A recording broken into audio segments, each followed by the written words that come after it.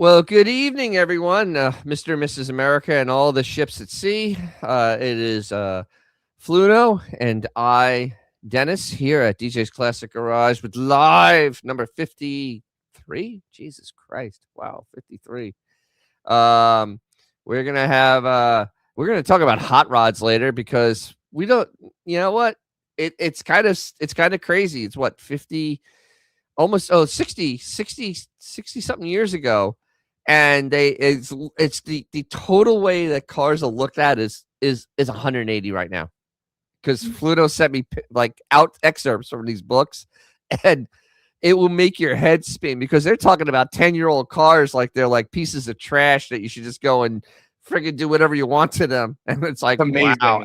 And my truck is going to be 11 years old soon, and I'm going, Jesus, this is insane.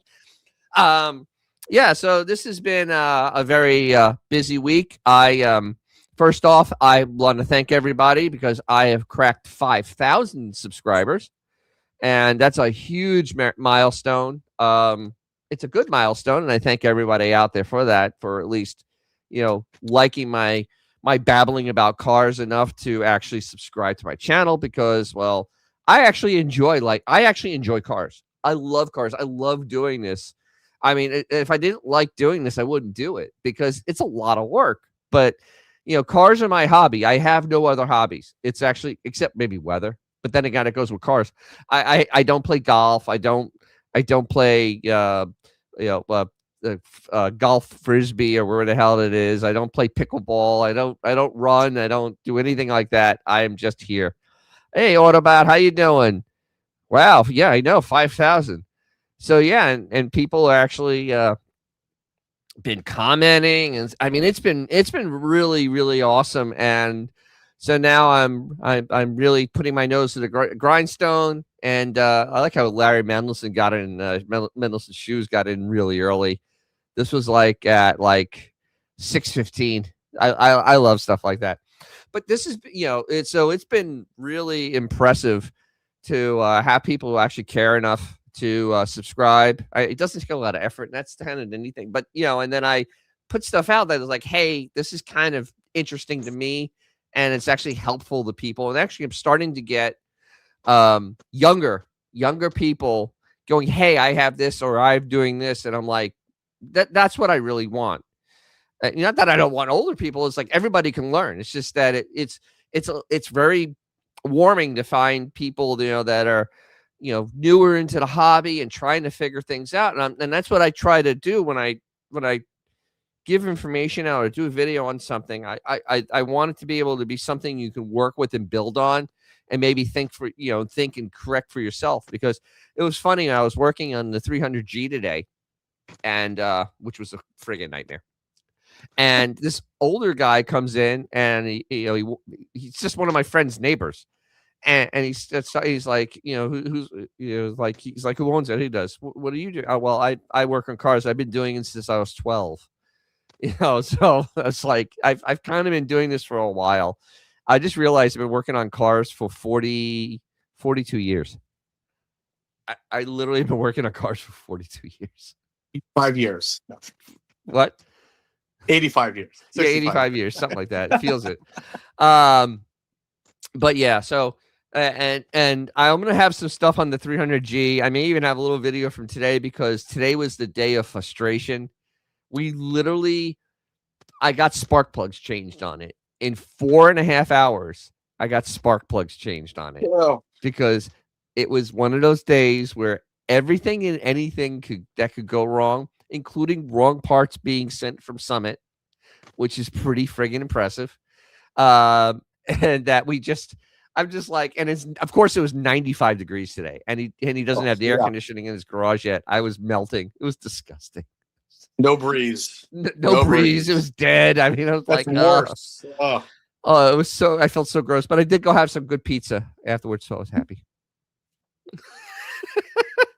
So we're gonna have to start today pretty hard because I want to get to the fun stuff later, but I'm gonna go over something that I've been going over for a very long time now. If everybody just tuning in, there is some First Brands update, and it's, of course, it's not good. I mean, every time something happens, it's never good with this company. It always ends up being a little more of that poo sandwich. It just kind of you just kind of add a little more poo on there, and it's just like, why does this? What I mean, and nobody is talking about it. Literally, I did not find this from anywhere. You're going to see the source where I found this story, and you're going to go, "Who the hell is that?" And that's what I said. But they have the story here because Oh. the Wall Street Journal really isn't covering it. Bloomberg's not really covering it. Fox News not covering it. CNN's not covering it. ABC, CBS, all these places that allegedly say they're, care about the American people. No one is covering this, and I'm just amazed at this point. So without further ado, or any ado, I'm going to add this disaster. So this is from MDM Distribution Intelligence, whatever the hell that is. I've never heard of this before. I'm okay. The headline: U.S. government files a $286 million tariff claim against bankrupt auto supplier First Brands.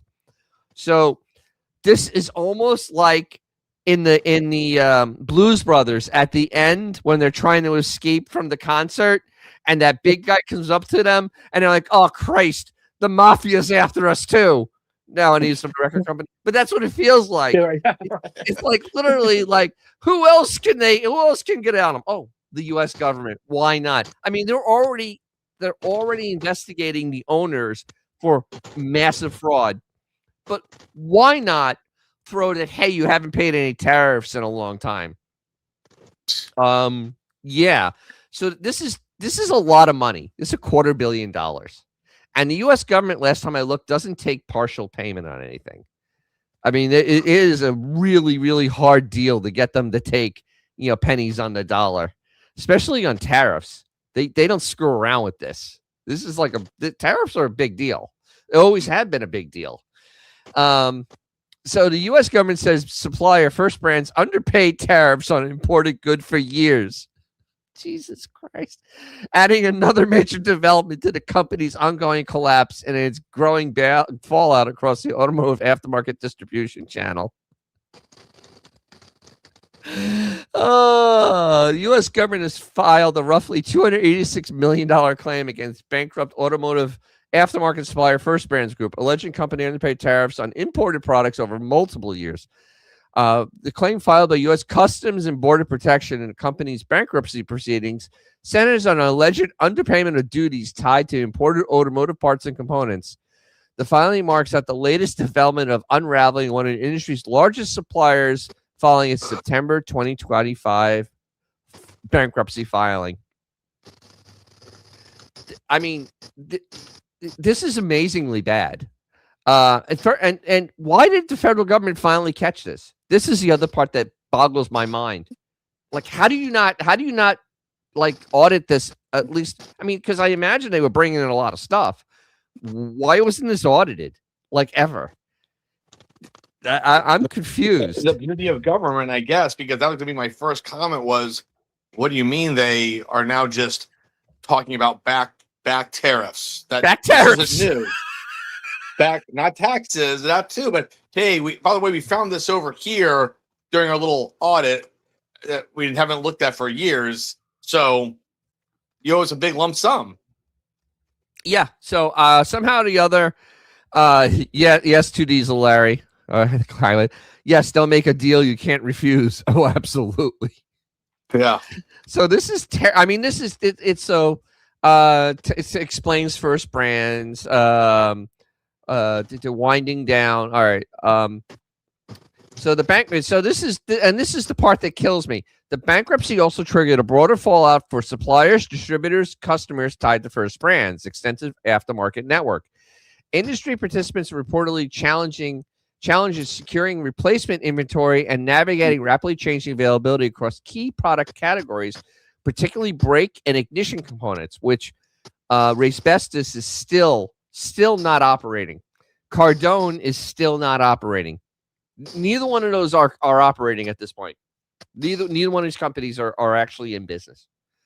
And we're heading to June, and nothing. I mean, nobody. This is what the federal government has added to the pile here is that, hey, you owe us a lot of money. Nobody on the Senate floor, nobody on the House floor has gone, hey, maybe we need to do something to save this massive supplier, to maybe find buyers or something. Because if I remember correctly, in 2009, there was a little thing given to banks like Bank of America, Citibank, Chase, and Brothers, yeah. And it was oh my god, I had it on the tip of my tongue. 800 billion, I think. No. Yeah, but no. What was it called? It was oh my god, I can't remember what it's called. But they gave them these taxpayer. They were allegedly loans. Those banks never paid that back. They never paid that back. Literally, they paid back. If they paid anything back, they paid back pennies on the dollar.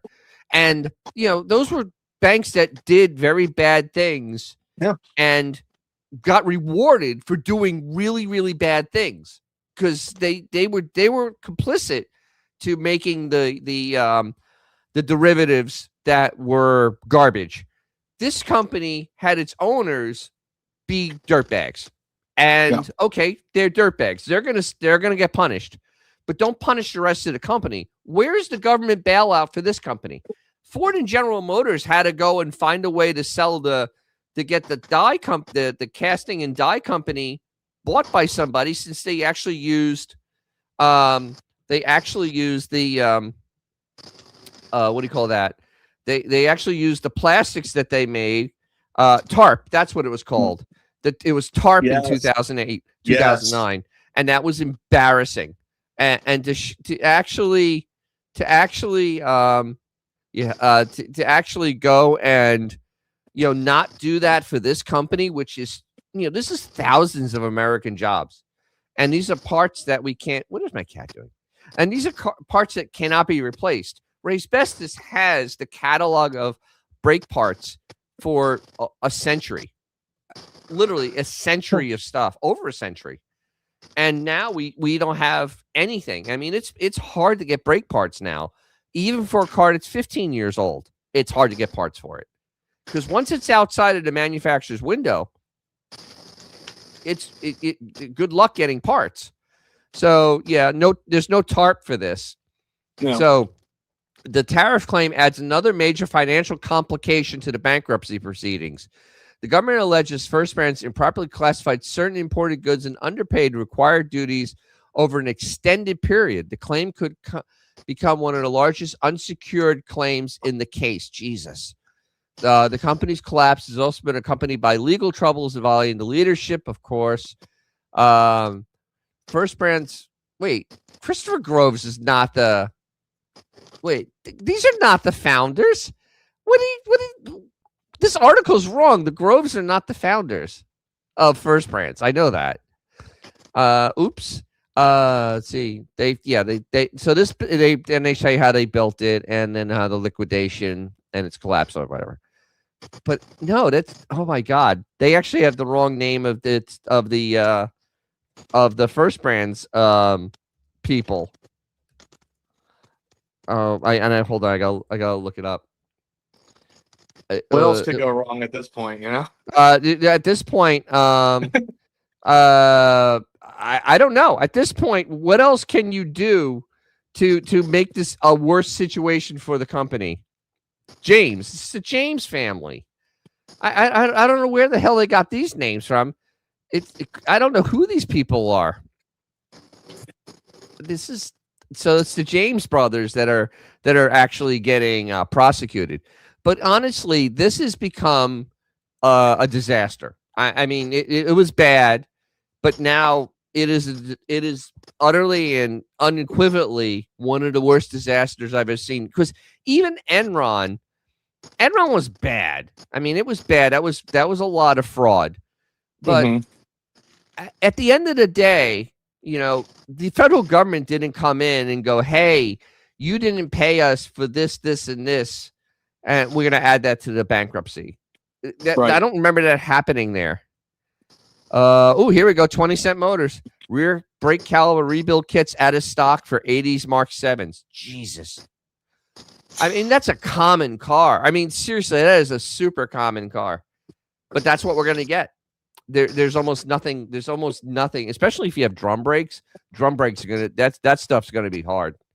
That is going to be sheer pain. But I mean, those Mark 7s, they made, they had to make like 100,000 of those things. And they're based on a Thunderbird. Right. I mean, just think about that for a second. This is a common car. T-Bird Cougars Mark 7. Yeah. Yeah. So now that's a complete. So there we are. I mean, we're at the point now where the First Brands collapse is becoming something that needs to be studied. I went through business school. I was in the industry, and I'd never seen anything like this. Never. I mean, I was working when I was working when Enron happened, and that was bad.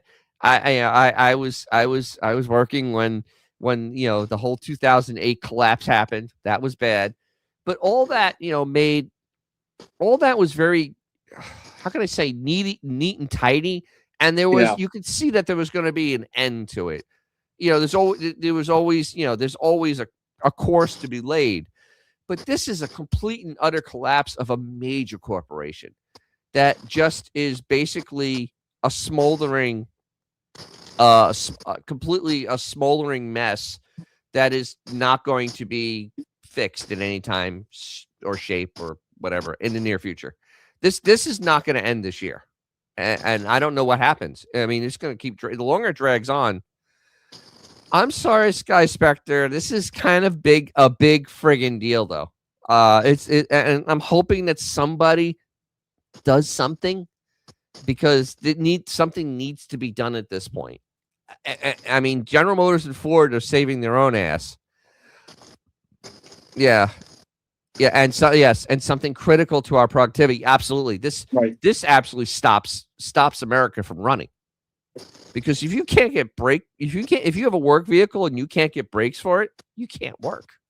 I mean, it's a very simple thing. So, yeah, brake drums for 60s Imperials not available. Hell, it seems like brake drums for 66 Toronados are not available. Probably not for Lincolns anymore either. Who knows? I haven't checked for my drums. Somehow or the other, Classic Industry has rotors for my car. I have no idea what type of Chinesium they are, but they have them. But I haven't checked for drums, and I don't know if I want to, because I may be sick. Thankfully I have 10-inch drums in the back of my car, because power brake 10-inch by 2.5. But 11-inch, I don't know. I don't think you can get 11 inches now. I don't think you can get 11-inch drums at this point. 11 by 3s. Yeah. So First Brands just keeps dragging on like a legless dog at this point, and I just don't understand what's going to happen, and that's why I'm kind of glad we're going to start talking about the old hot rod days of the early 60s, because Jesus, that was so much more intelligent back then. But first, there was some major news from Stellantis. I am a Chrysler person, so I have to talk about this, because this is one of the most pathetic things I've ever seen in my entire life. And I'm going to show some examples of stuff they announced in the past couple of years, and none of it came true. So this company is very good at a lot of blowing smoke, and don't hold your breath. So I'm not going to go through the whole article. I'm just going to kind of go over the highlights. So let's take a look. So this happened last week. They announced 100% refreshed showroom in 2030, which is 3 years away? 3 years away. 2.5, yeah. So allegedly, Stellantis is going to have a $70 billion plan, but most of the money is going to go to Ram, Jeep, Fiat, and Peugeot. So Dodge and Chrysler are going to get some leftovers that we don't know what they are. And they don't know what they are, because they kind of just threw some BS out here and kind of like, yeah, we don't have a real idea. We're kind of throwing stuff at the window. So they're going to release 60 new gas and electric vehicles by the same date globally. They're going to try to hit a 25% revenue growth in North America. Good luck with that. The Ram Charger. This one is a kind of I don't know why this is number 11. This one is a slam. This is actually a slam dunk. This is something that they can easily build quickly to make a competitor to the Expedition. If they have their same quality, I'll buy the Expedition all day long. Of course. Or the Excursion. I'll buy it all day long. Jeep Grand Cherokee SRT8. Big deal. Who cares? Jeep Grand Wagoneer SRT. These things are outsold by the Lincoln Navigator 5-1. Who cares? Wow. The Jeep Wrangler Scrambler. This is kind of fascinating because the Scrambler was a 1970s thing from AMC, and it was a little pickup truck for Jeep. Kind of curious on how they're going to do that, being that they already have a truck thing in the Gladiator that's based on a Wrangler. So you're going to have two of the same things, and I'm kind of curious how they're going to do that. This is actually they're going to do this, no problem. The Ram Dakota we know is being built. It's 2 years away. By the time it's built, it'll be way out of date and already surpassed by everything else on the market. The Ram Rampage is already in South America. It is basically a Honda Pilot on steroids. It's really not an impressive, like a Ridgeline. Yeah, like a Ridgeline. I meant it's basically a Ridgeline. I mean, honestly, I guess it's a competitor for the incredibly successful Maverick, but once again, Stellantis quality, I would just stay away from it. Chrysler Arrow and Arrowcross have no idea what they are. They don't know what they are. No one knows what they are. They're the same thing as the stuff that they've been floating for Chrysler for decades now.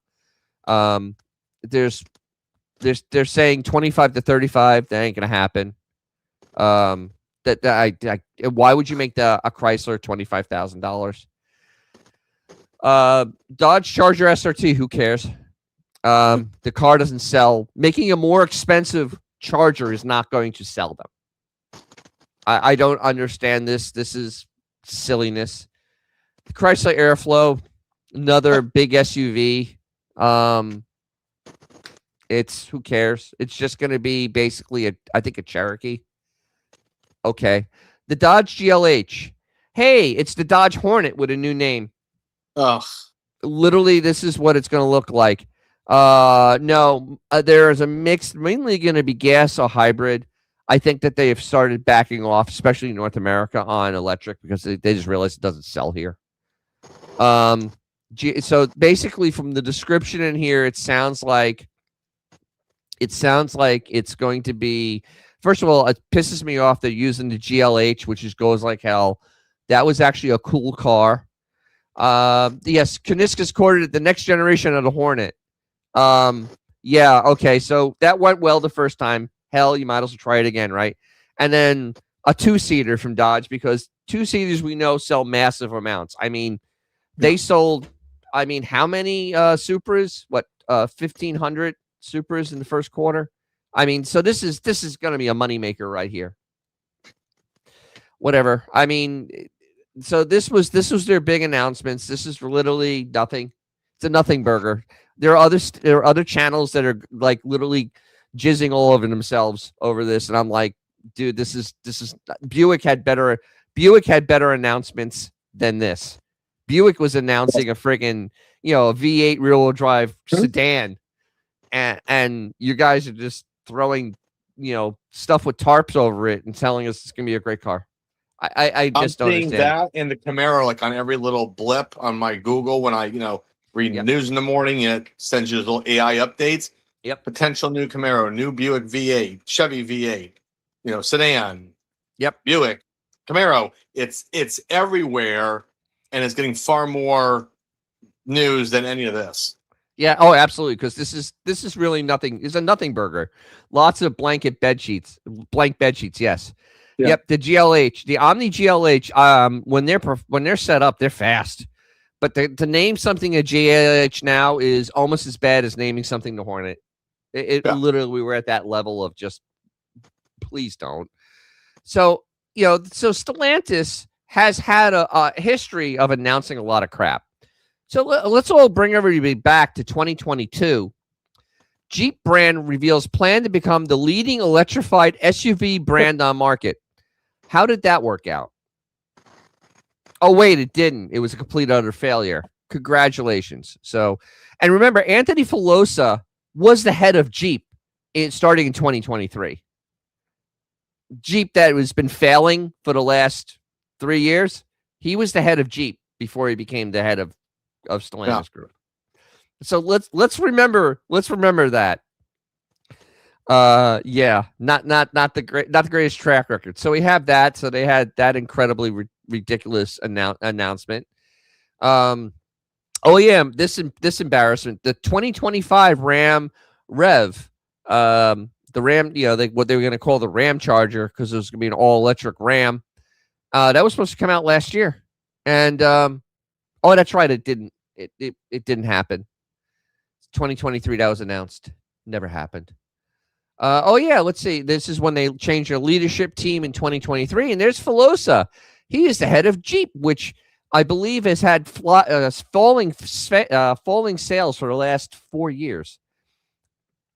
I'm sorry, but once you get attached to it, you can't get the stink off you. Nope. So yeah, there we go. That was fascinating, and of course, look who just finally showed up again, Tim Kuniskis. And it's actually kind of funny. So Kuniskis goes, no V8, no sale. 40% of pickup buyers won't consider a brand without one, Stellantis CEO says. All right, so this is the problem I have with Stellantis so much. They treat Americans like we're imbeciles. You get you key jingle in front of them. You jingle the keys in front of them. And they start going, I remember that. And then, they'll just buy the car. That's not the way it works. The reason that General Motors and Ford have V8s and they never got rid of them is because they know that their commercial lines will only buy V8 trucks. They won't buy even Turbo 6s. They won't buy them. They want a V8 truck. It is the most basic thing. If you're buying a work truck, you're going to buy a V8 truck. End of story. Oh wait, Sky Spectre. Yes, the Camaro is coming back. We don't know how many doors. It could have 2 or 4, but whatever. It's going to be rear-wheel drive, and it looks like it'll be fun. There's that. So so there it is. You heard it here. Yeah, Euro trash. Yeah, it's pretty much So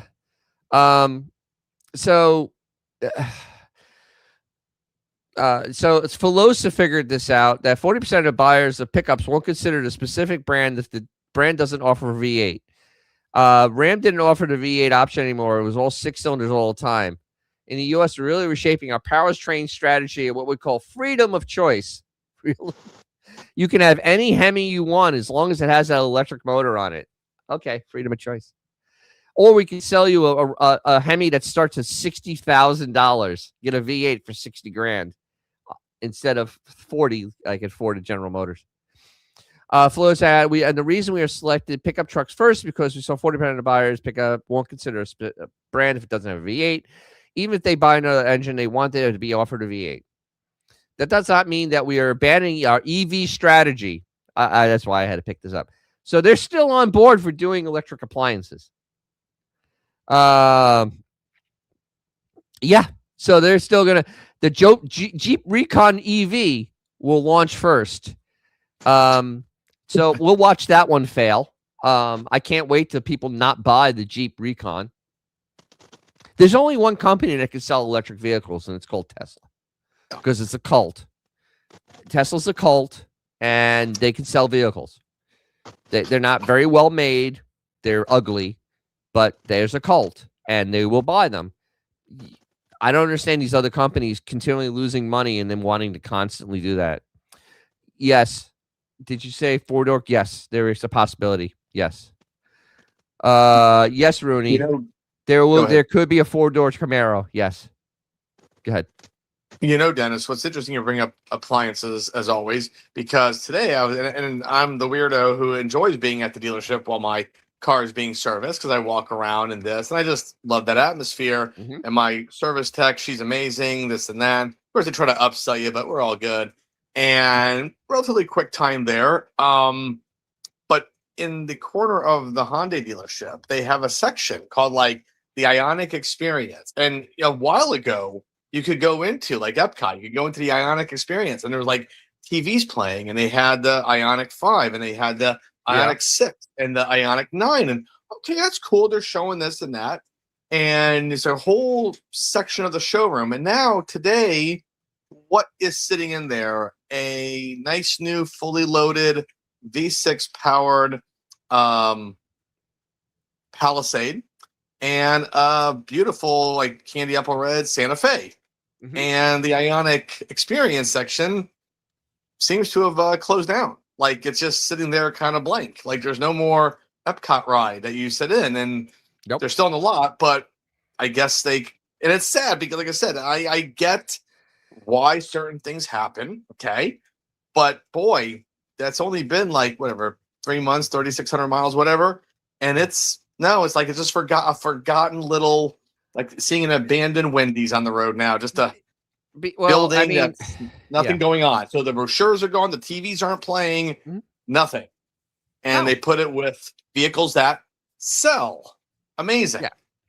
Yeah. I mean, honestly, it was a fad, it's gone. I mean, an expensive fad that cost us development of real vehicles, because all that money could have gone somewhere instead of where it went. And Stellantis, don't be fooled by this. Stellantis still wants to put you in an electric appliance because they don't care.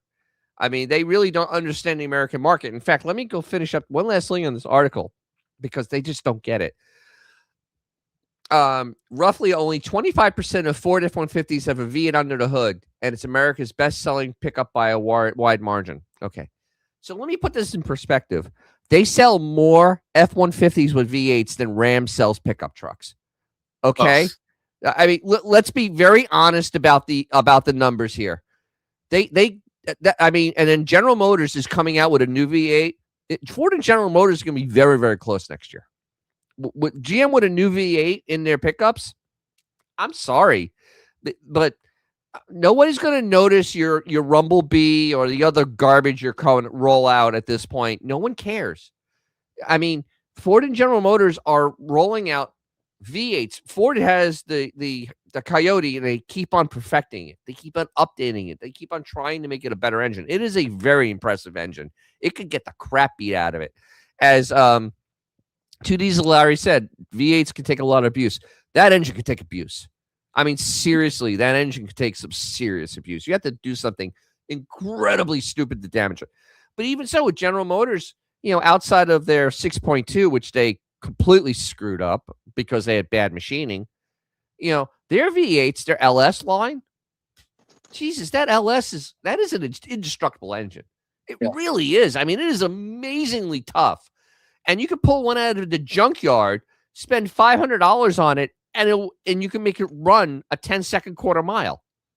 I mean, literally, you can do that. And that's how tough those engines are. And they just don't get it, that it isn't just about putting V8s. It's about putting good technology in there too.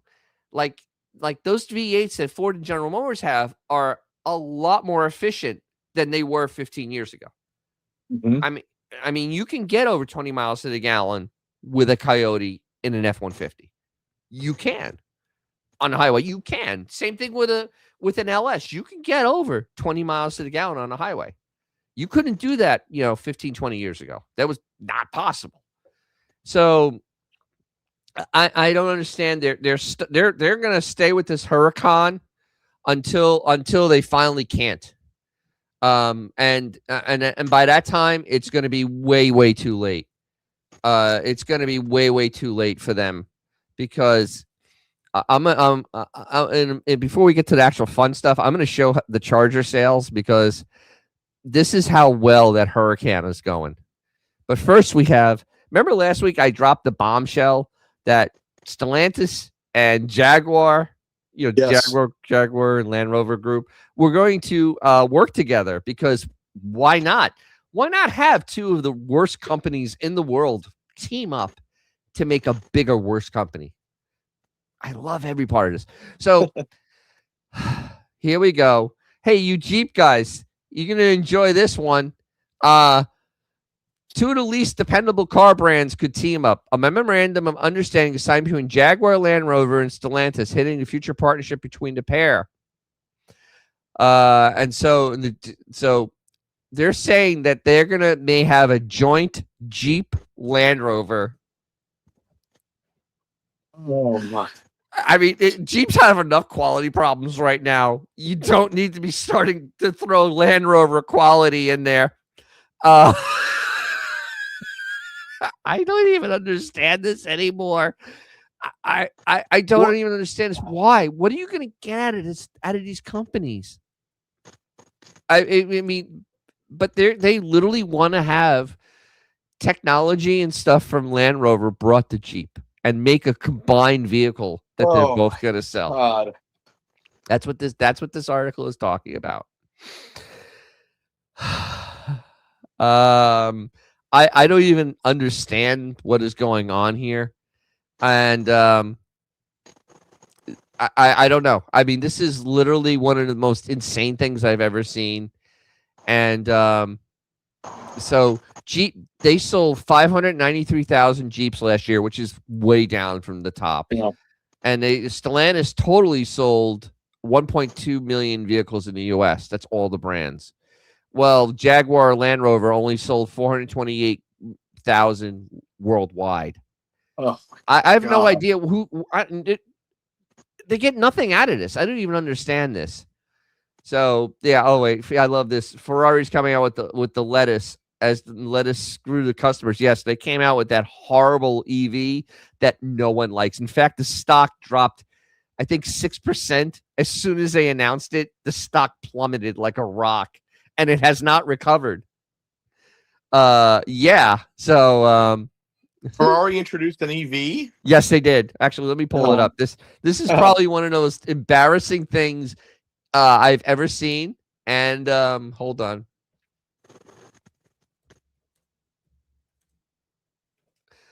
New York Times. I won't be able to see that. Reuters. Oh, here it is. Even the color is gay. Wow. Why? Ferrari is just a new $640,000 Luce. EV is a serious car, not an elaborate prank like you all assume. We prayed it was a prank. The stock market prayed it was a prank. We all prayed it was a prank. Oh my God. Oh, I love this, going back to the Jeep thing. It's like the Mets and the Bad News Bears had a team. Yeah, that's Jeep and Land Rover. So yeah, this thing is allegedly a Ferrari. It's $250,000. Amazing. All right, Jaguar did not just reveal a surprising redesign of the I-Pace, and we assumed that it was dead all along. The car you see here is real, and when it goes on sale, it'll be sold as a Ferrari Luce, a 5-seat electric vehicle with plenty of Ferrari badges, and a design penned by no other than Love From, the design firm led by legendary iPhone designer Jony Ive himself. Right. The people, because they know everything about automobiles, right? Yeah, the people do not like the crossover-ish electric Ferrari, and they especially don't like that it looks like a rejected design for the hopefully now dead Apple car. Almost everyone I've seen of people is too poor to afford a house that costs Ferrari EV money, much less the Ferrari EV itself. But it's not like Ferrari customer base is completely immune to public opinion. They don't want this. Why would you want this? I mean, oh my God. Let's see what. So it has 1,000 horsepower and 730 foot-pounds of torque. Big deal. It's 5,000 pounds. Ferrari always 5,000 pounds. 62.5. Blah blah blah. Has battery pack. 330 miles possibly. 280 miles, possibly. So you really can't go anywhere in this car. Jeez. Blah blah blah. Look at this. Look at this interior. God. What is this? Just what is that? What is this? This is literally like Ray Charles, but the interior in this car. I don't even understand what this is supposed to be. It is not a Ferrari. If you put this picture up on a screen and said, what car company is this from? I would go, if you took like the badge off, I'd say like Hyundai. Yeah, actually, they look nicer than Yeah, but I'm like a concept, like a Hyundai concept. A Mazda style. Yeah. Yeah, designed by computer geeks. Bad idea. Yeah, you don't. Computer geeks should stay away from cars. Yeah. Keep the geeks away from cars. Yeah. The beige Ferrari. Yes. If this car actually had, if you had to describe this car in one word, it would be beige. Beige. It is literally, the interior is uninspiring. Look at this. So if you're a passenger in this car, you stare. You have one air conditioning vent, and you stare at Luce. Yeah.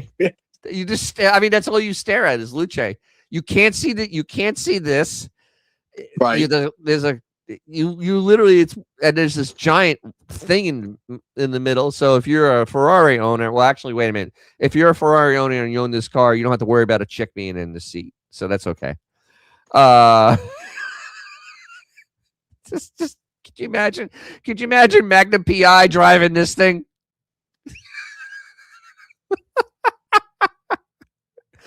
Oh my God. I like how they think that the interior looks delightful. It looks horrible.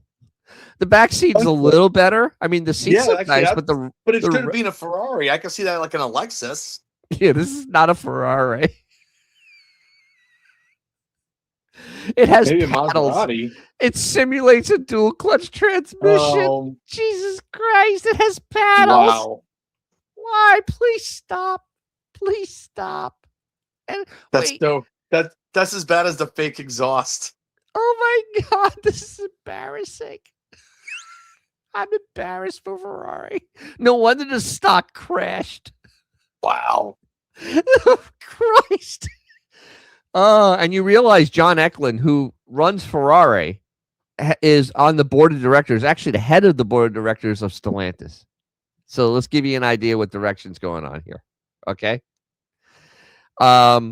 This is embarrassing looking. There's no other word for this but embarrassing. God, a Prius looks better. Yeah, this is that doesn't look like $250,000. Yeah. I mean, honestly, it looks like a kit car somebody put together in a garage.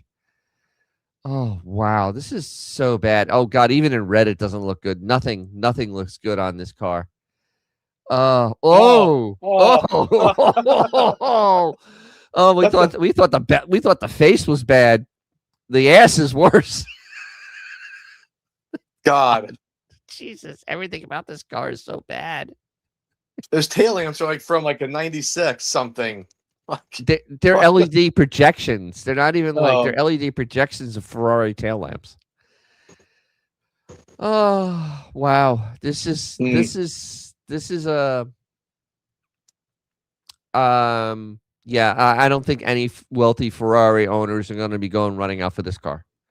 This is not a chick magnet. I don't see you rolling up in Monaco with this thing and the girls in the skimpy evening wear are going to be laying on the hood.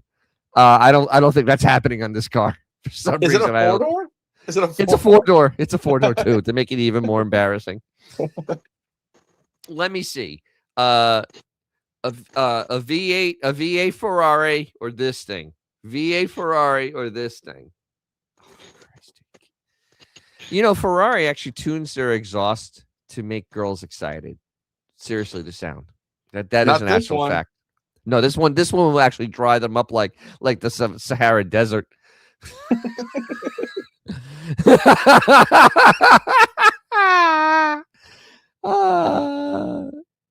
Yes, it looks like an appliance, like an iPhone. It is an appliance. I mean, this is why I call them appliances. This is an appliance. There's nothing. They've actually taken the soul out of Ferrari. I didn't think it was humanly possible to take the soul out of Ferrari. Of all brands, but they managed to do this, and they did it hard. And I mean, congrats, I guess. But this man that runs Ferrari is on the board of directors of Stellantis, and he's the one that picked Filosa. So, yes, every proportion on that is effed. Yes, it is, Rooney. Yes, it is. So there's not an angle that's flattering from this car. I've never seen a car that never had a flattering angle. There's nothing flattering on this car. The front's bad. The side is, and the back is. So yeah. So this is really bad. This actually almost makes Jaguar's cars look good. Well, I you know, the Jaguar block that's coming out. Everybody remembers that, right? Let's just for comparison. The new F Pace. Let me get a good picture of this thing. Actually, do an article on the F Pace. Oh, here it is. Oh God.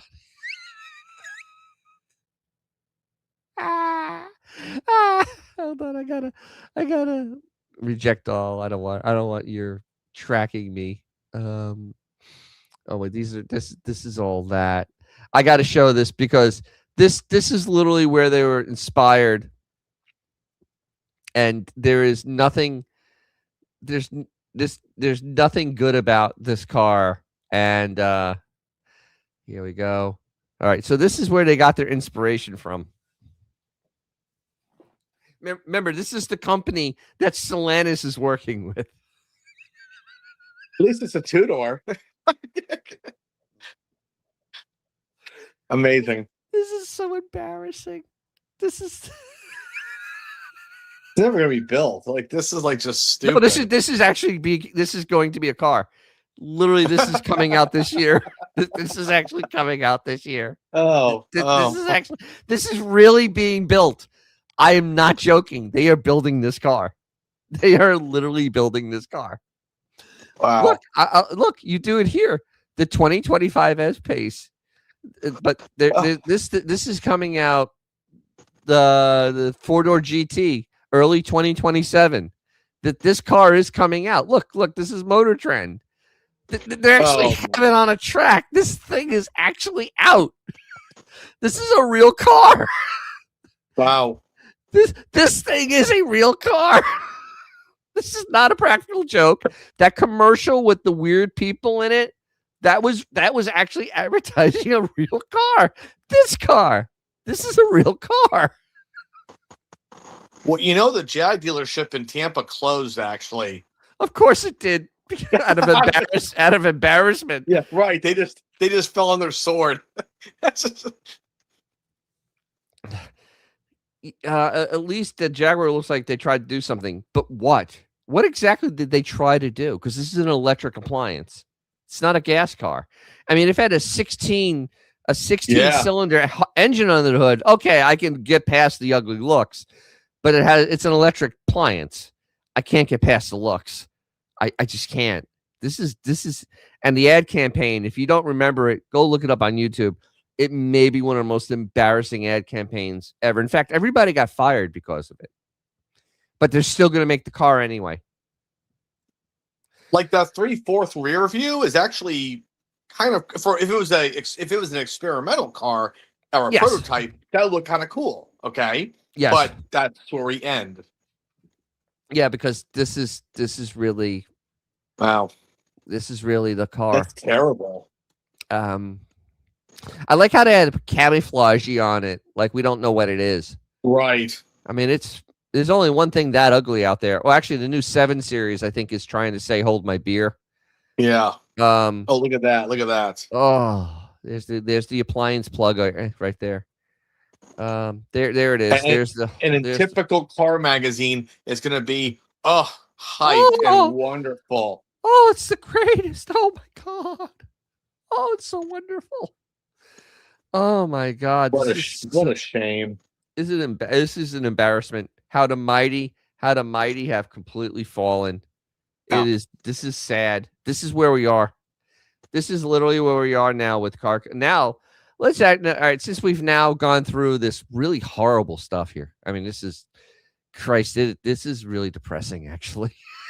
this is actually, I'm actually a little depressed now. I need to be cheered up because this has been horrible. Okay, so we're going to talk about hot rodding the way it used to be.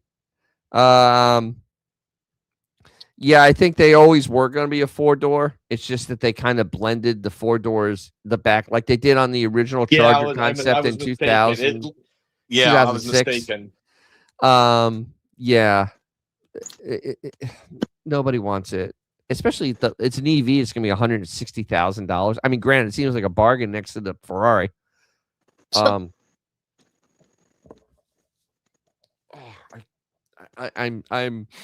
wow.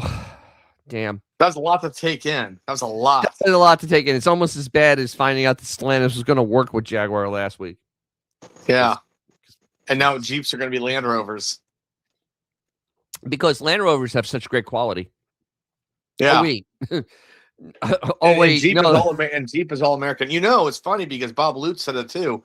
Tesla's not a car company. It's a cult company, right? And look, God bless them for what they're doing. That's cool. Whatever. Great.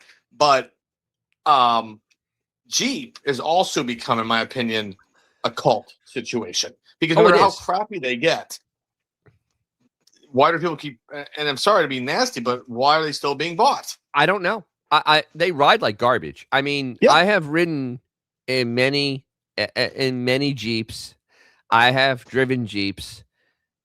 They're junk. I mean, compared to my Bronco, they're junk. I mean, the Bronco is like next level vehicle. The Bronco is more closely in ride on the street to a Land Rover than it is a Jeep. Yeah, because it has an independent front suspension on it.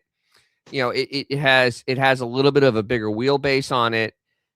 It's just a lot more planted than the Jeep because the Jeep still has a solid front end on it. It's right.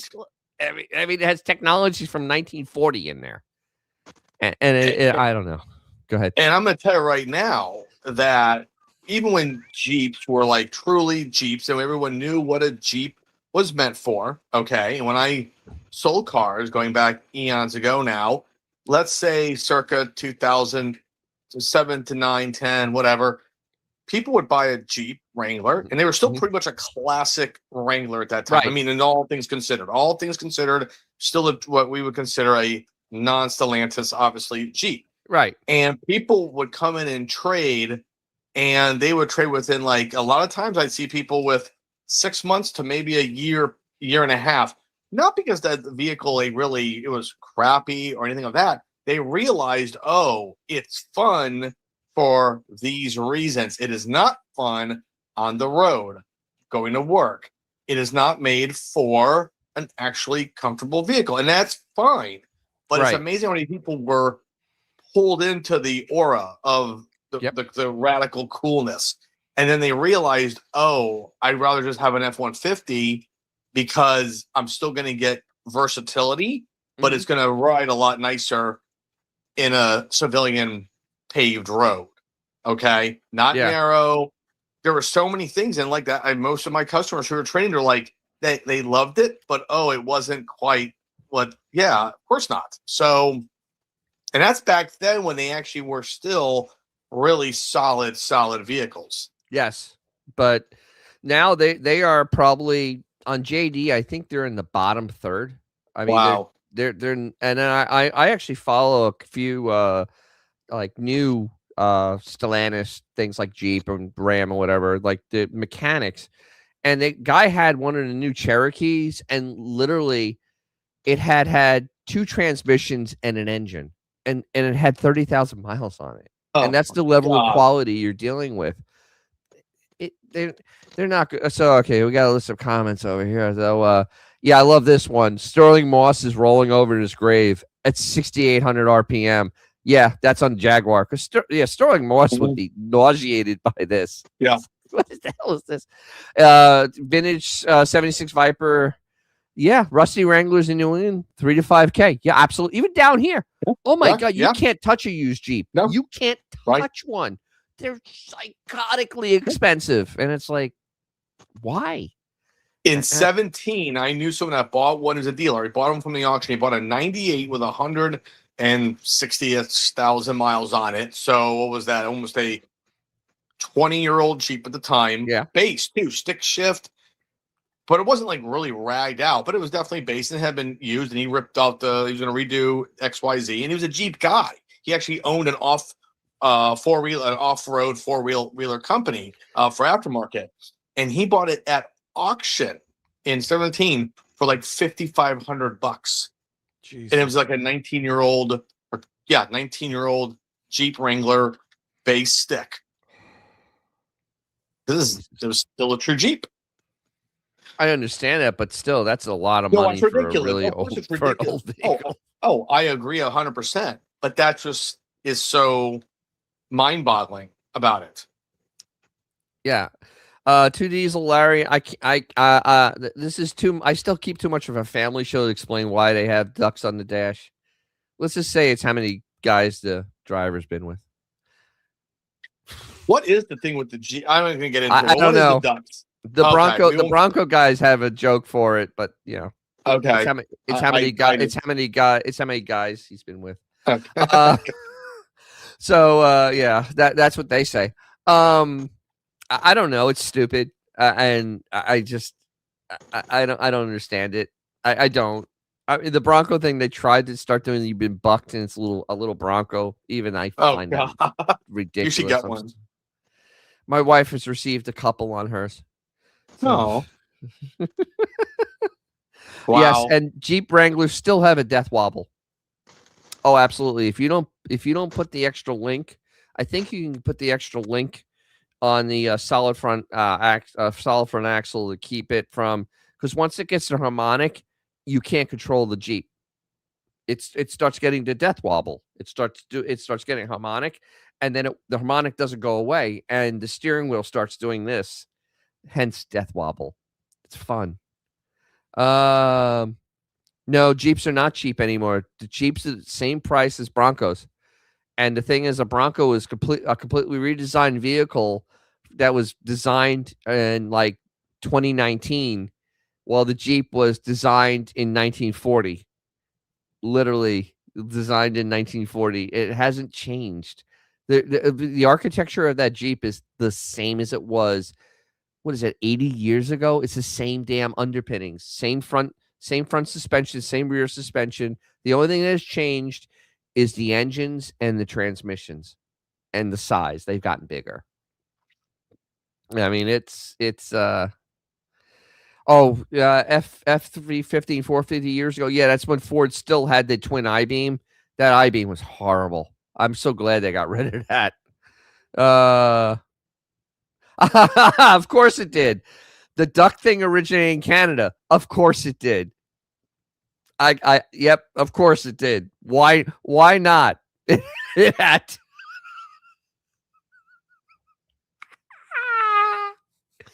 Oh God, that's terrible.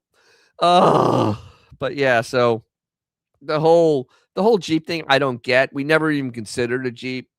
The wife was like, I want a Bronco because she likes Ford products. She's had very good success with Ford products. And she's like, I want that vehicle because it looks like it's going to be tough. I could go over things. It's going to be comfortable enough. And I could drive it on the street when I need to. And there it is. And it's been a very good vehicle. I mean, it has like 25,000 miles on it. It's 4 years old? 3 years old now? I forgot how old it is. And it's been fine. I mean, literally, it's been fine. It's noisy because there's no way to make a vehicle with a removable roof quiet. That is impossible. When you have a removable roof panels, there is no way to make it quiet.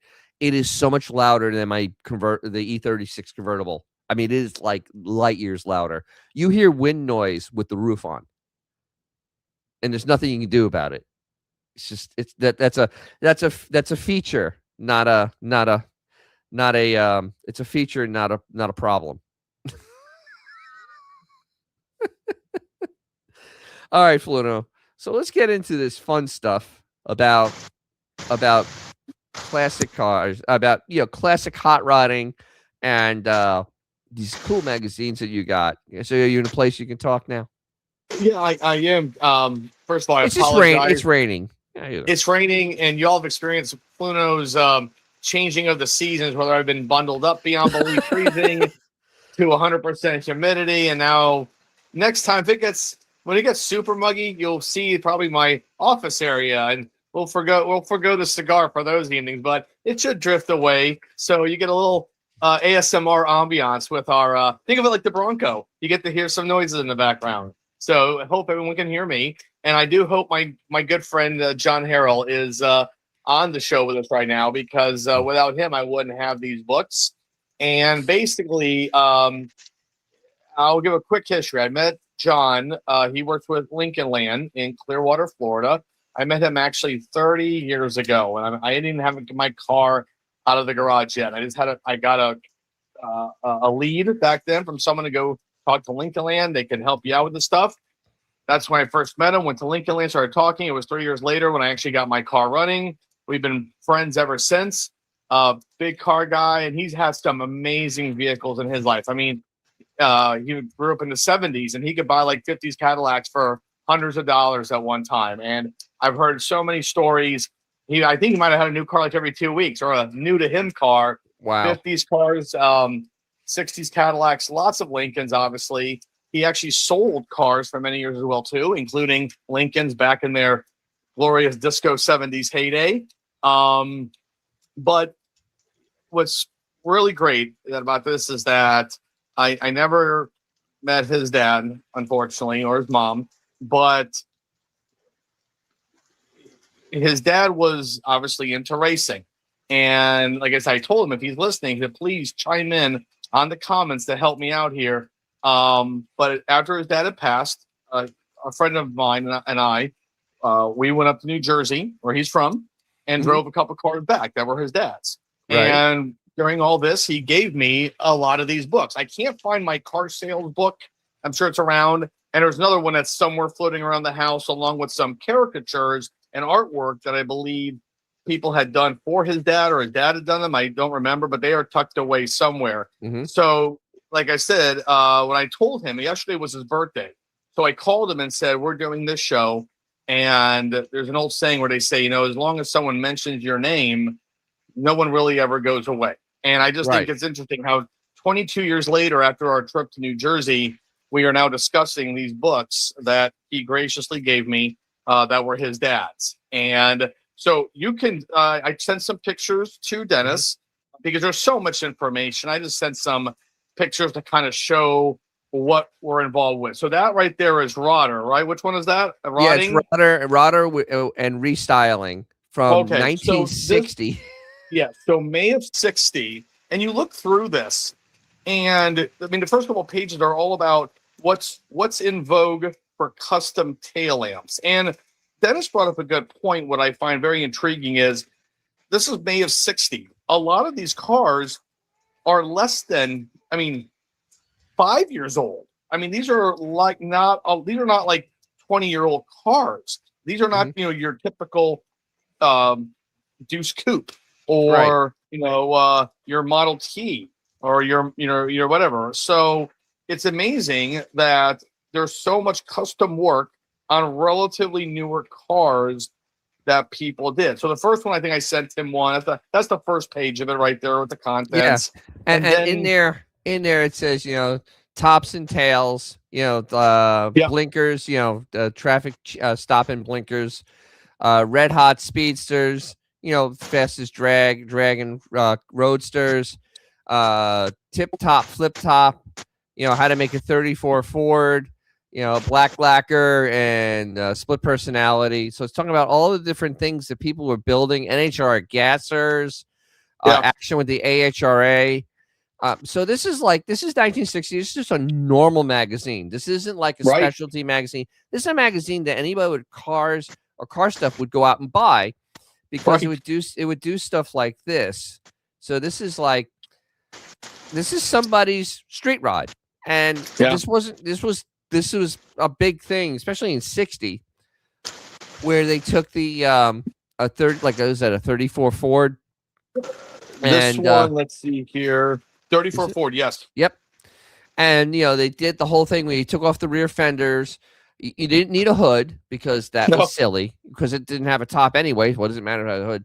You went out, you got your I believe those are Rochesters, the 2-barrel Rochesters, and it looks like it's on a small block. Yeah, it's on an original small block Chevy, a 265. And this was kind of what these magazines went over. And I have some more. I have some more of this stuff here, because this is actually kind of fascinating, because in one of them, let's see, beauty, and let's do this one. So this is once again a built car they were talking about, 31 Ford Roadster, and literally back then though you could build these cars for $1,500. I mean, seriously, the bodies themselves were $50. A 34 Ford was worth nothing in 1960. And the moons, this was all very classic. This is all the old school classic Strombergs. Yeah. Yep. The headers were really not a thing. I mean, they all had to be custom made. Like on this, that's a custom made exhaust.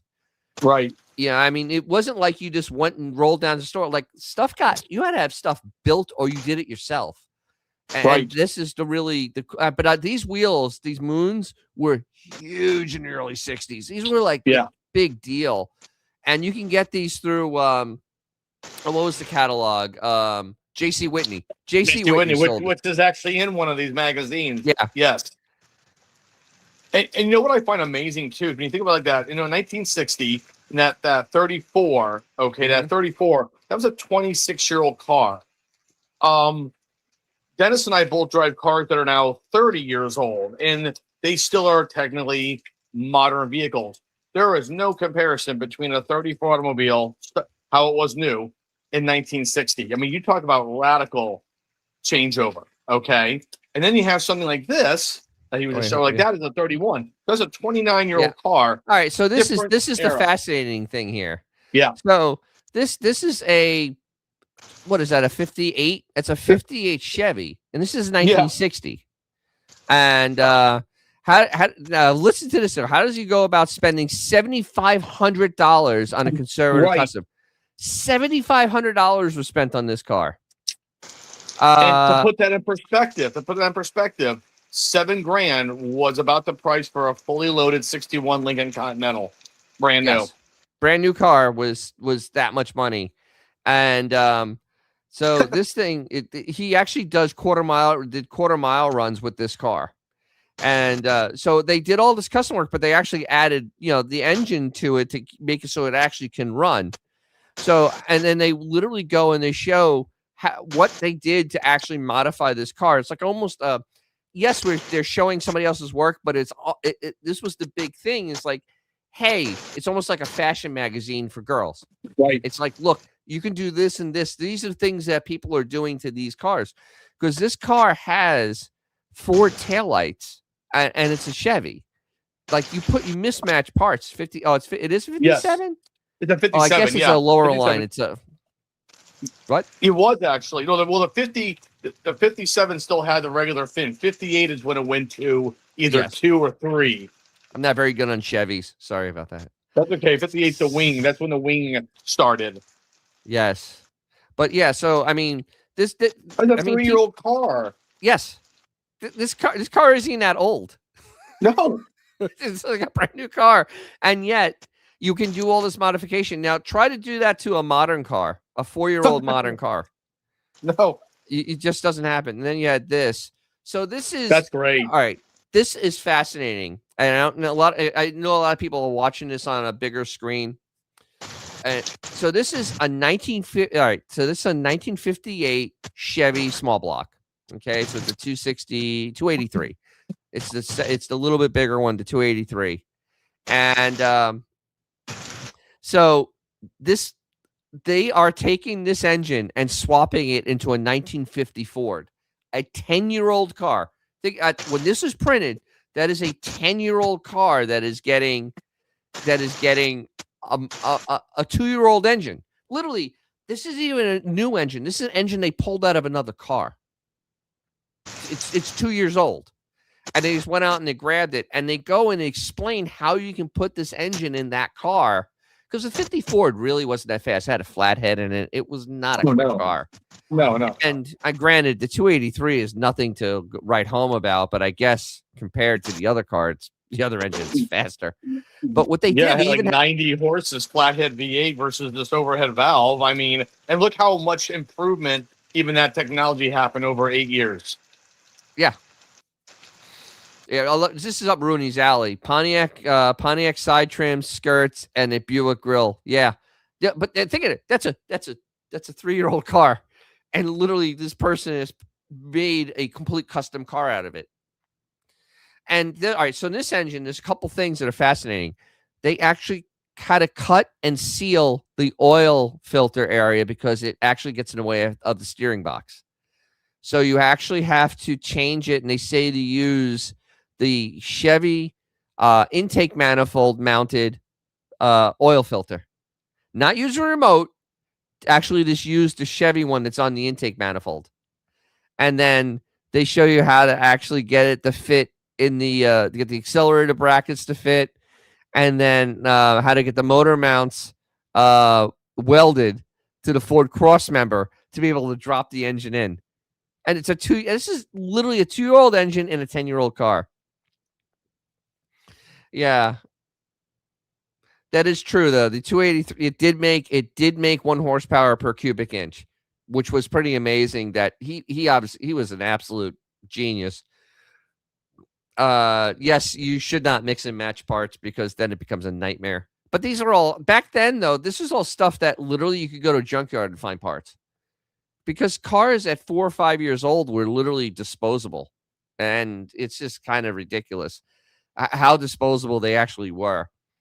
And so this is a engine swap in a 10-year-old car with a 2-year-old car. And we just, I mean, it is amazing though. This is the type of stuff. So right now, I mean, you saw what new magazines are showing us. This is what old magazines used to do.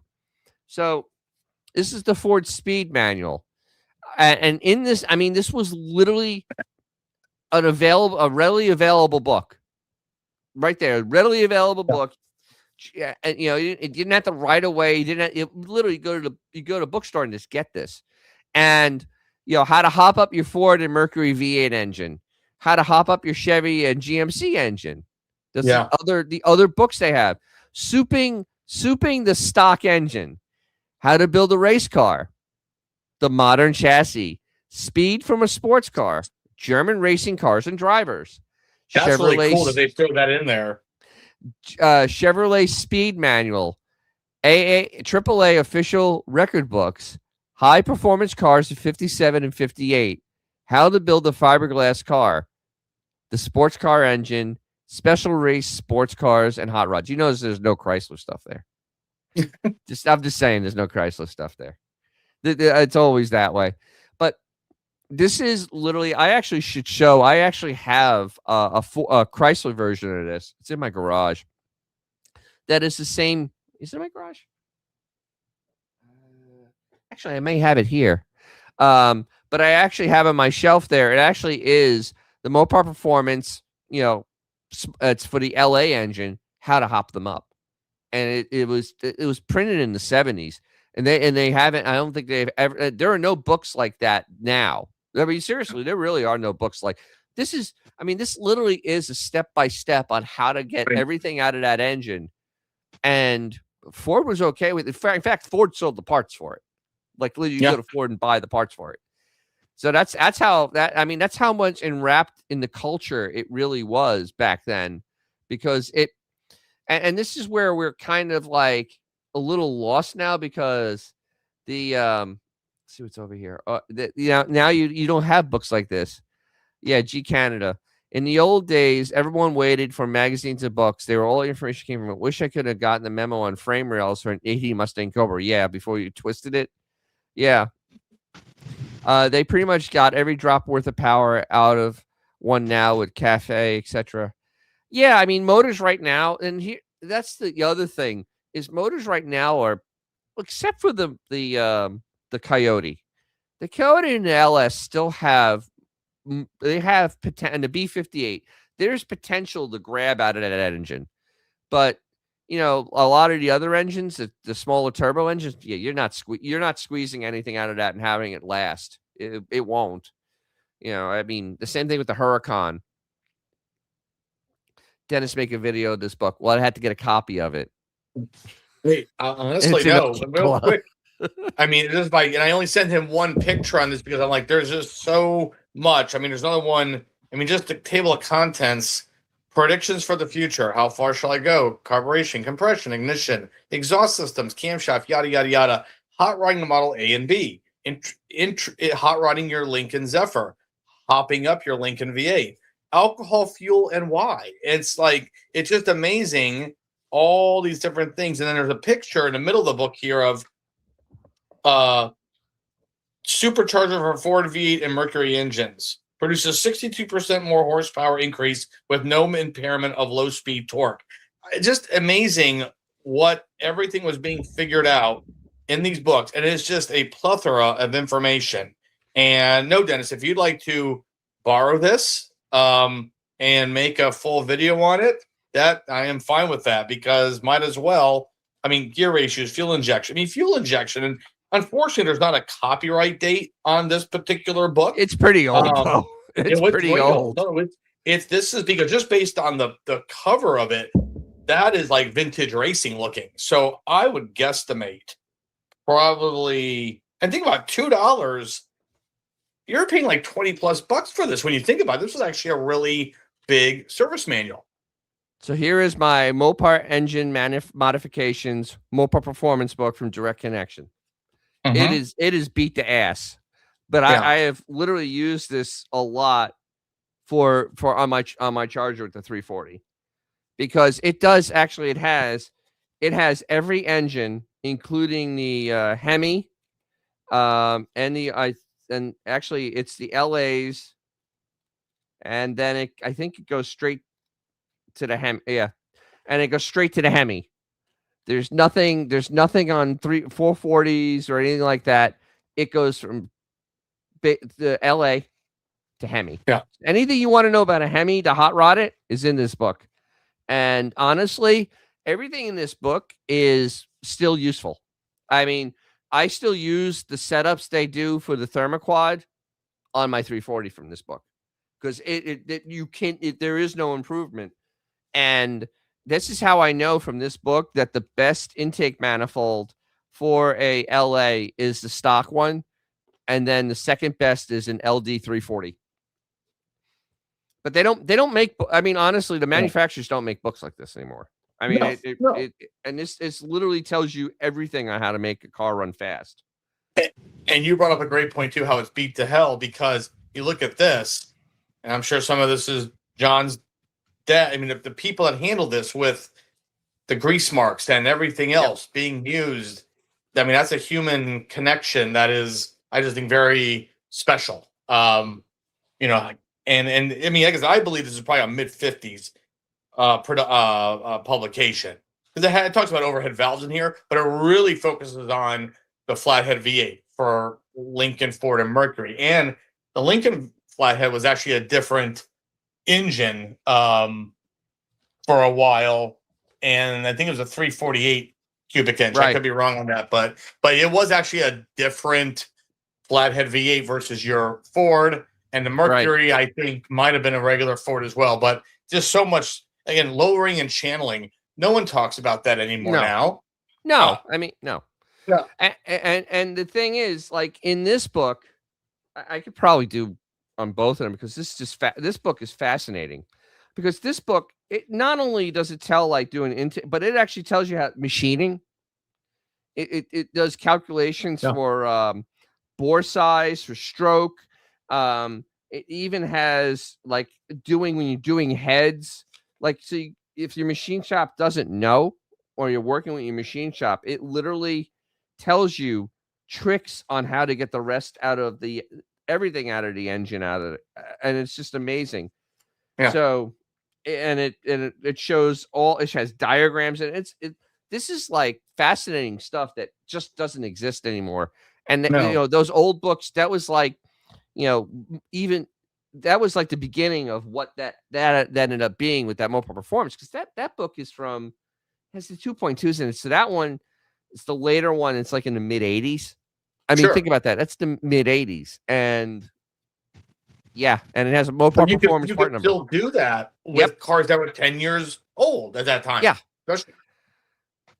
Yeah, let's see, G Canada. I still got a few old car books like those, Haynes manuals.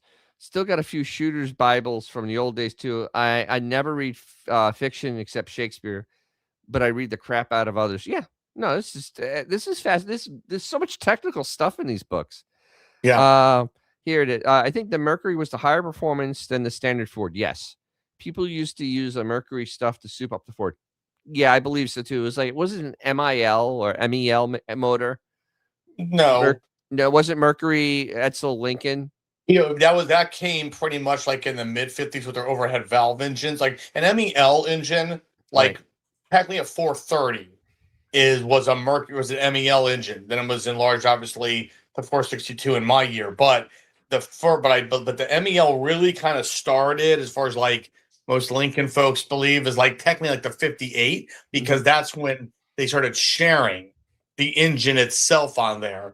And that's when the Edsel obviously came around. So that's kind of Right. when it started. But before that, you know, and again, a lot of advancements that happened. And I'm kind of ignorant. I mean, I Right. like the early 50s Lincolns, but I believe the Y block, their first overhead valve, went in 53, I believe, in Lincoln, or 54.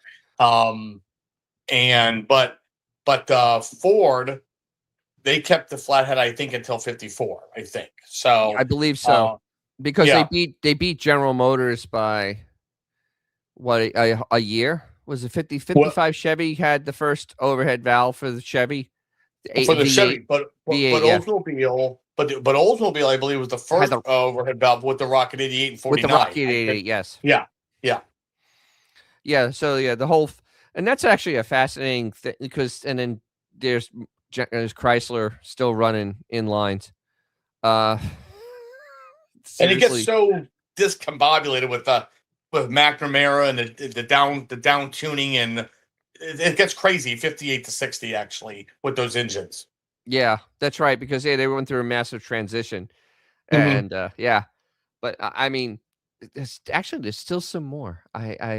I'm fascinated by this. I'm utterly fascinated by this type of stuff, because it's literally things that we don't see anymore, and you know, no one really talks about this type of stuff, even though it's kind of cool. And like, there's one picture in that Ford book. There's one picture where the man's like 32 convertible roadster. That's like his everyday car. Like, I mean, these weren't just like people actually drove these, not just as rat rods, as we'd say now. These were like really well done custom vehicles that were very roadworthy. So look at this. This is an ad from the Lee Plastic Company. Custom taillights. Yes. I mean, this is stuff you can't really do this anymore. So there's an ad in here for custom taillights. This is custom rodder. Vintage has these books for VW engines. Yeah, you can do a lot with those. I know a VW builder. You can do a lot with those. 55, the 265, the original Chevy V8. But look, I mean, if you look at the table of contents here, you know, it has custom rodders world. So it shows all the custom rods, a roundup about, you know, paint fads, all things about building up cars. 24 ways to customize your car under $35, which is actually a fair amount of money. Absolutely. How-to I was going to point features. it out. Yeah. How-to features: easy glamour grills, revamp your steering, force feed a diesel blower, tune, rebuild, and service the 4-barrel carburetor. And 44 on page 44. So I mean, this is all like, this is a monthly magazine, just this useless. I mean, just useful. I mean, utterly useful stuff now. Well, and here's one like, okay, May of 1916. I'm looking at this number 2, Royal. I hear that thunder. Royal Eagle design. So your tail lamp would come through this Royal Eagle, and I believe that is a 58. No, I'm sorry. That's a 57 Ford. They're putting it on. That's again a 3-year-old car, and you're totally jacking the rear end. I mean, they don't. It doesn't matter. These are not old cars. I mean, 5 years old. That's nothing Not that nowadays. Sky Spectre. So it's create your own car. Yes, actually, very much was all through up through the 70s. Actually, it was a thing. Because if you see a lot of muscle cars that haven't been touched, like they get barn finds, whatever, they have crazy paint jobs on them. That was literally what it. Actually, hopefully it'll be doing soon. A thing on a 68 Hemi Charger that was painted with bass boat paint. I mean, metal flake that was like, it glistens. But this car was painted like that, like in 1971 or 72. It was a Hemi car, a 4-speed Hemi car. And they did that, and they just customized it. They put side pipes on it. But that was the way that they did. I mean, it was absolutely. Oh, here it is. The Mercury engine improved in 49, going up to 255 versus the Ford 226. Yeah, here we go. JC. So this is a JC Whitney ad. This is the best. I mean, JC Whitney, you could buy anything for your car. In fact, you could order basically an entire Jeep. I remember looking through them when I was young. I wish I'd saved them. But you can order an entire Jeep from these things. The fenders, the floor pans, windows, everything to make a Jeep was in this catalog. And transmission conversion kits. I mail love that. order. That's great. Just send it to you in the mail. Over here, this is fender skirts for your car. Yeah. Custom fender skirts. And then see, hot spark in the sphere. And so it's a little thing that try to make better spark in your car. Better color dye for lamp bulbs. So to change the color of your lamps. Right. So nothing is new under the sun. I mean, people with neon or whatever, but I love the stuff like fuzzy rearview mirror. Okay. Or, what's this one? Stop car thieves with your auto burglar alarm, or you got your voodoo head. But that's the fun stuff. It's just all this ridiculousness, and here's pinstriping, obviously, and you get a wind-up sports car key that you would like stick on your trunk. That's like the duck of today, right? Yeah, exactly. Because look, it's such a small little car. I can wind it up to go. I love the car club jackets. You can order jackets for your car club. The vanity plates for your car club. Jesus. This catalog was just absolutely wonderful. It's amazing. Whitney. It's great. Just absolutely was wonderful. Eyeballs. I mean, it's great. Oh boy. Yeah. So that was let's see, what's this one? Is this the same thing? No, that's the custom rodder. Roofer Studio. This is a different magazine. This is the custom rodder magazine. Yeah, no, I'm going through the things here. Oh, here we go. This is kind of cool. So this was the big thing. Also, this is what, 1960, I think. 60. Yeah, May of 60. Yep. All right, so I wonder if fuzzy dice can be tracked back to JC Whitney. Probably, everything can be actually. Here we go. JC Whitney had a VW parts catalog. The rear fenders on my Bug were bought for them in late 90s. Still have a few catalogs. Yeah, I mean, like I said, you could order anything from JC Whitney. Anything, right? But this was a big thing, and my friend is doing something with his altered wheelbase. We named the car. Where you did pinstriping naming on your car. Late 50s, early 60s. absolutely was like, this was the creme de la creme of having your custom car. You'd have somebody that was very good at pinstriping, pinstripe in a name for your car, because it's just one of those things. So, And that comes from like World War II nose art. It's because a lot of these were not, I mean, a lot of these guys were not like teenagers doing this. These were like, probably older than 30-year-old men who served in at least the military, came back and picked up a lot of things from, especially the smaller cars like the British Roadsters and this and that. That's probably where a lot of this actually started from in some ways. But right, to do the nose art, that was definitely a veteran inspired norm to do this. Yes. Yeah, and that's the whole thing. These were World War II veterans doing this. Yeah. Because it's only 15 years after the war. So you're right. Right. In their mid-30s. Rooney liked the Little Bastard. Yeah, Little Bastard is a great name for a car. Yeah. It's a great name for a car. But again, these are not old vehicles. I'm looking at the pictures of 59 Ford. Okay, your car is a year old and you're marking it up. Yeah. That ain't happening now. Oh, no. I got 4 years on this. Now. I got 6 more months on this. I'm not. Look at this. All right. So this is 1960. That's a 57 Ford? Yeah. Yes. So this is a 57 Ford. It's a 3-year-old car. And they're putting a diesel blower on this car. A diesel blower on this car. Oh my God. Wow. And it's a 3-year-old car. It's like literally a brand new car. Right. And wow. So this is the insanity that people used to do to make power. Yeah. God, wow. And while they were at it, they nosed and decked it just to, mess up. Why not? Why not? I mean, the engineers didn't know they were doing, or the stylists. So let's go ahead and clean things up a little bit here. Oh, absolutely. We might as well clean it up later. Here's a modification that will put you out front, either on the street or at the strip. I mean, literally, seriously, like going, this is a how to put a diesel blower, because they didn't have turbochargers for diesels back then. So they had the blower to give it power. And you put this on your Ford V8. And yeah. And what's best is it's a GMC blower. It's not even a Ford product. No, a GMC. Exactly. It's a GMC blower. I love it. These cars, these guys did all this stuff to some of them because it became very famous when I ended up with a used car lot somewhere having been traded in. Yeah. That's the thing.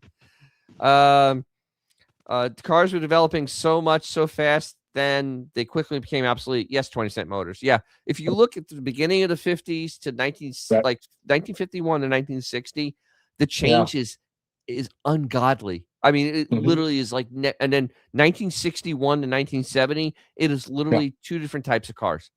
They're not even the same product. Like driving that 300G. It's a 1961 Chrysler. I mean, this is the highest end of car. This was the gentleman's hot rod, right? The executive hot rod. And this car has 4-wheel drum brakes. They're power. It has no seat belts. None. Not a seat belt in the car. Not an option. Not there. No. Well, I think it was optional, but they're not there. It has basically nothing to hold on to inside the car. You have a padded dash, but metal everywhere around that dash. The steering wheel is basically a piece of steel that will kill you. And it has tail fins that actually will hurt you. They come to a point. And then by 1970, cars had, disc brakes were pretty much common. I mean, they weren't standardized, but damn, they were pretty common. Front disc, every car had seat belts. Every car had headrest. This car doesn't have headrest. Every car had headrest by 1970. And it literally the emission, the way that they did the PCV system on this car is insane. The breather setup is nuts on it. At least it has a modern PCV system where it actually sucks it back into the intake manifold and doesn't just try to vent it down, because that system doesn't work. And actually, that used to ruin engines because it wouldn't relieve the pressure in the crankcase, and that would blow the rings out and stuff. Oh, here we go. Actually, yes. The Chrysler swivel seat option was automated, so when the door opened, the seat swiveled, even in a crash. Yes. That's why in 61, the swivel seat was manually swiveled, because could you imagine trying to back the car up? You open the door to back the car up and you went like this.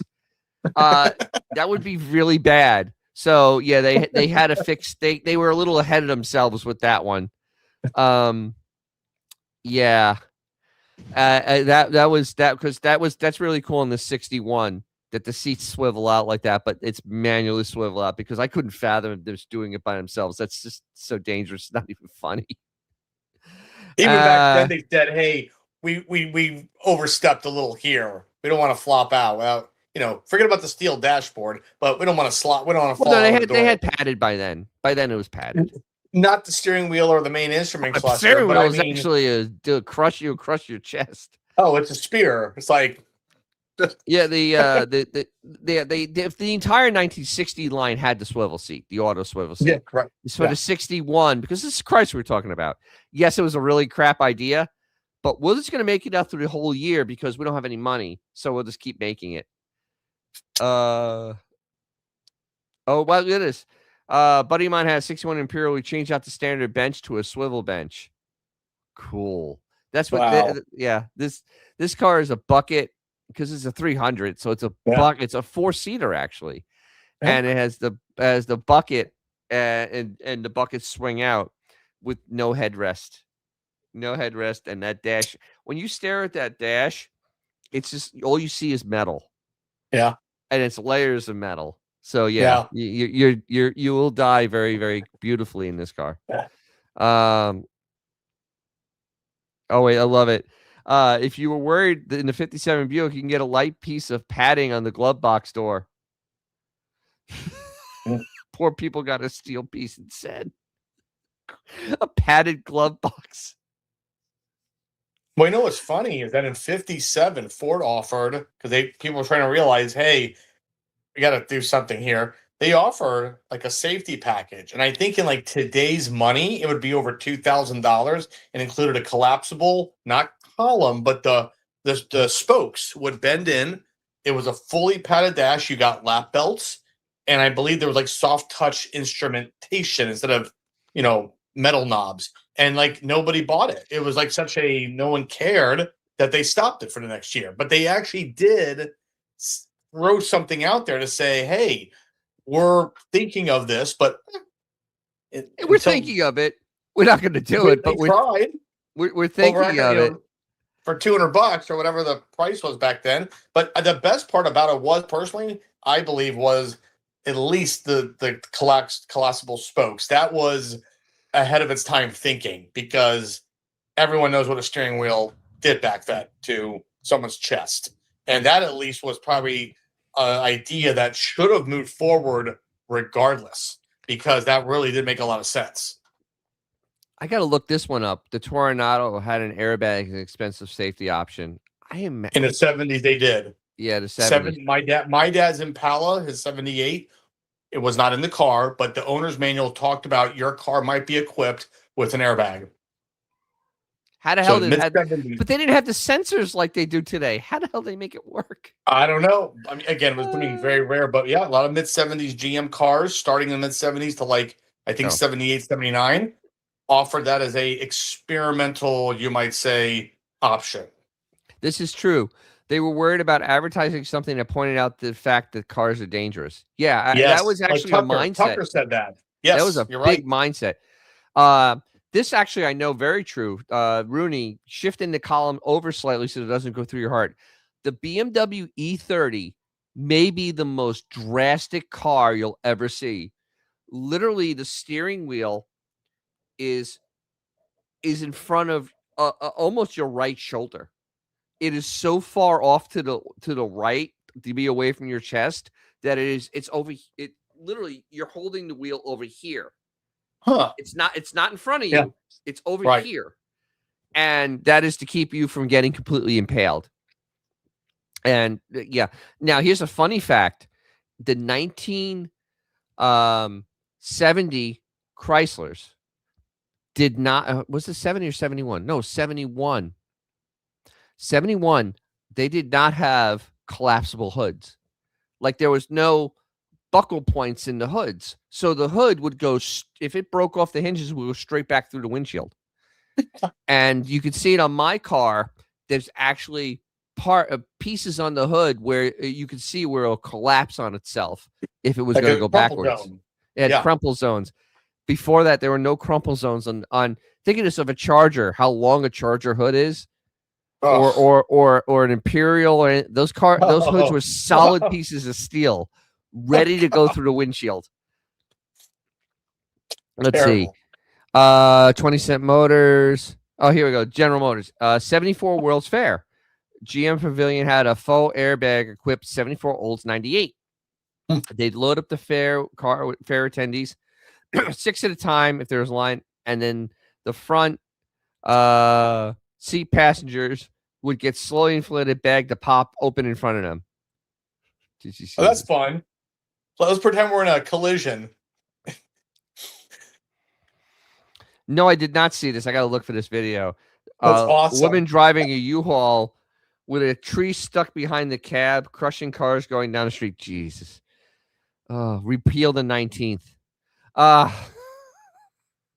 Here's one for you before you go on. You know, Mercedes, and I don't know if they still do this or not. I'm sure they do.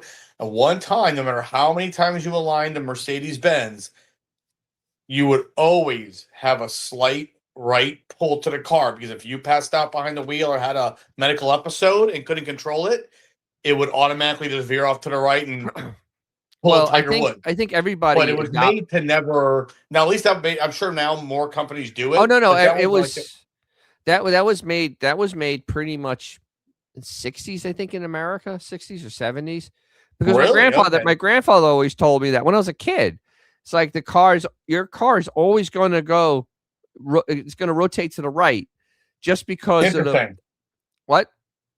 That's interesting because I mean, Mercedes used to brag about, like you said, about the steering wheel not being straight. It's all due to the spinning motion of the way the tires spinning and which way the engine, that it will actually naturally drift right. Interesting. Okay. Because of the gyroscopic effect, it actually will go right, and that's how you know a car is aligned, because it will slowly. It won't go. It will be perfectly straight for a while, but it will slowly go to the right. Sure. You don't ever want it to go to the left because you're going into oncoming traffic. Exactly right. Well, I'm sure Mercedes just maybe threw it on there as like a added. Oh, absolutely, Mercedes knew how to market. They marketed it up exactly. Here we go, Rooney. I know this. Chevy trucks in the 70s had too many crumple zones on their hoods. They broke in half from the pressure of the hood springs. Yes, I remember that. Actually, I remember that as a kid talking. General Motors had this problem with the truck hoods. Oh God. Oh my God. Of course she can't have had this. The hood came up and covered the windshield during a snowstorm. At least you didn't panic, because that's scary. My friend 68 Mustang did that. We were coming back from high school and we decided to take a little extra spin. The hood flew up while we were driving. Jesus. I thankfully, knock on wood, never had that happen to me. I've had a lot of stupid things happen, but not that. Thankfully not that. No, I've had a lot of dumb things happen. Well, also, you have never latch on the inside, though, right? Though you have a latch on the inside. My Charger, yes. All my cars are inside latches. None are outside latches. The Mustang did not have that, so you got one chance, and if that came loose, jeez, it's right before safety latches. Didn't have the 2-stage. No, but I never had a wheel come off, even though it was in my friend's car in high school, and we were going up a hill, and we were like, "Hey, somebody lost a tire." Dump. Wow. I'm like, dude, did you like try to tighten those lug nuts? I mean, seriously, like it passed us going uphill. I almost lost a tire one night. We won't get into that with our dear friend who forgot to tighten the lugs of. Yeah. No. Oopsie. Oops. And people wonder why I'm crazy about like I actually torque down wheels. There's a Right. reason for that. There's a reason. I've been in a car where the tire passed me. Well, for next time, the 62 Custom 880, when I got back to Tampa from Orlando, like, oh, it's kind of wild. But of course, I'm young. Who cares? When we popped the hubcap off, 2 of the 5 lug nuts were still on the car. The other 3 rolled out like dice at a crap scare. The only scare I've had was with my 95 Thunderbird that was still in the warranty, and I brought it to a Ford dealership in Tampa to do the torque converter, and because I destroyed the second one, and I get the car and I pull it out, and all of a sudden I hear clunk, clunk, clunk, clunk, clunk, clunk, and that car had aluminum wheels with center caps. I turn around, I pull in the service drive, I go inside, get the service advisor, and I said, all right, I want you to witness this when I do this. I popped the center cap off, and three of the lug nuts fell out and fell on the ground.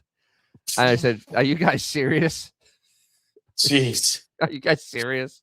Like, I want to see a guy out here with a torque wrench now, because right. They literally just put them on finger tight and then forgot they did them, and then they put the thing on. Wait, here we go. Car parked next to me at the grocery store recently had 2 lug nuts on the right front wheel, and one of them had a socket wedged onto it. No, God. Like, how does that even happen? All right, so I have another thing I had to do on Facebook, where please submit pictures of really dumb car things you see. Don't show any license plates. Just show. No. Jesus, good Lord, that is embarrassing. You know what happened? They were trying to put lug nuts back on. The socket got stuck. They couldn't figure out how to get it off, and I said, "Screw it." Congratulations. Yeah, 2Ds of Larry. For the dually, I stand on the bar to tighten it. Yeah, well, F-150s is 150, and I actually have the long Craftsman digital, and I am literally doing one of these, pulling with all my might, sometimes standing on it to make it go beep. I mean, because I don't want those nuts to get loose, especially when I'm towing something. That's the last thing a gut screw that I want to happen. Oh, God. Jesus. So, of course, G Canada drives in the mountains, snowstorms without slowing down. Of course, Canada. Jesus. But I mean, so yeah, I mean, I still have to put up the thing because nothing's changed that much, but about which cars should come back. I just haven't had a chance this week, but maybe I'll do it this week on Facebook, because it's just been one of these weeks. You know, Dennis, I was just looking through real quick on this last one here. It's funny, you look at some of these like transmissions, and I mean, obviously they're all mechanical, they're not electronic, but these were like high end. Like, these were like the factory didn't make things this nice. I mean, this is like really amazing engineering for 65 years ago. It's amazing. Oh, yeah.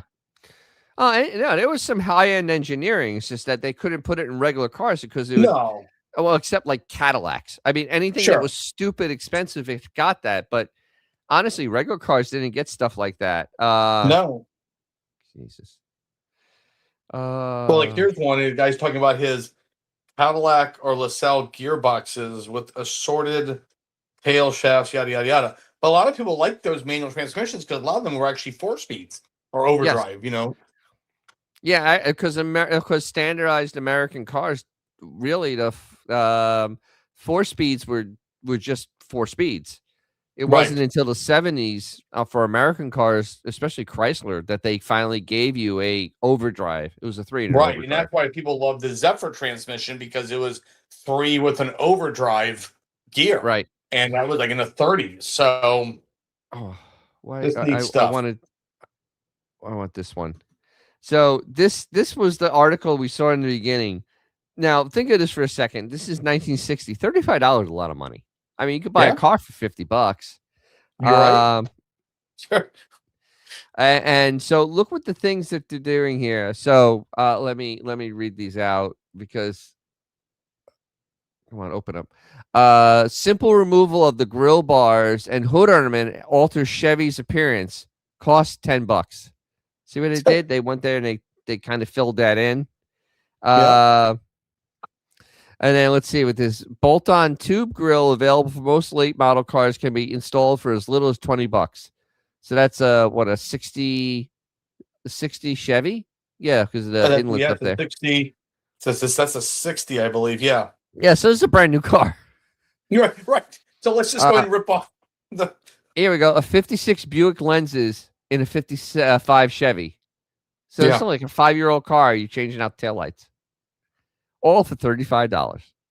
Yep. Brand new. You bought those brand new at the Buick dealership. It wasn't pulled off a wrecked car. Those are brand spanking new. Those are brand spanking new. Right. Let's see what's going on here.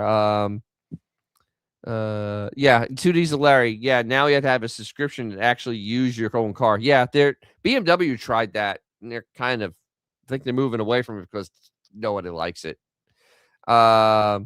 Rooney, Ford guys used to switch the Lincoln gears into the Ford box for a better ratio. Yeah, because the Lincolns had taller ratios because they're heavier cars. So yeah, you got a little more pull. Here's a favorite. 57 Plymouth takes 59 Cadillac taillights. Jesus. So again, though, you have a 3-year-old car. Let's just now take off a 1-year-old car and throw in caddy taillights. Moses and Decked removing hood and trunk emblems. Yeah. I never realized that Moses was the front. I knew Decked was the back. Oh, nosed. Okay, yeah, so it isn't Moses. No. Okay, no. Moses is cooler. It's like, and Frenched is bringing everything inside. Correct. Well, you Frenched the headlights. That's a French. Yeah, you stuck in that big thing, but absolutely. Actually, still see a lot of cars like that. It's like that's like a customizer's. Yeah. That's like one of their big tricks.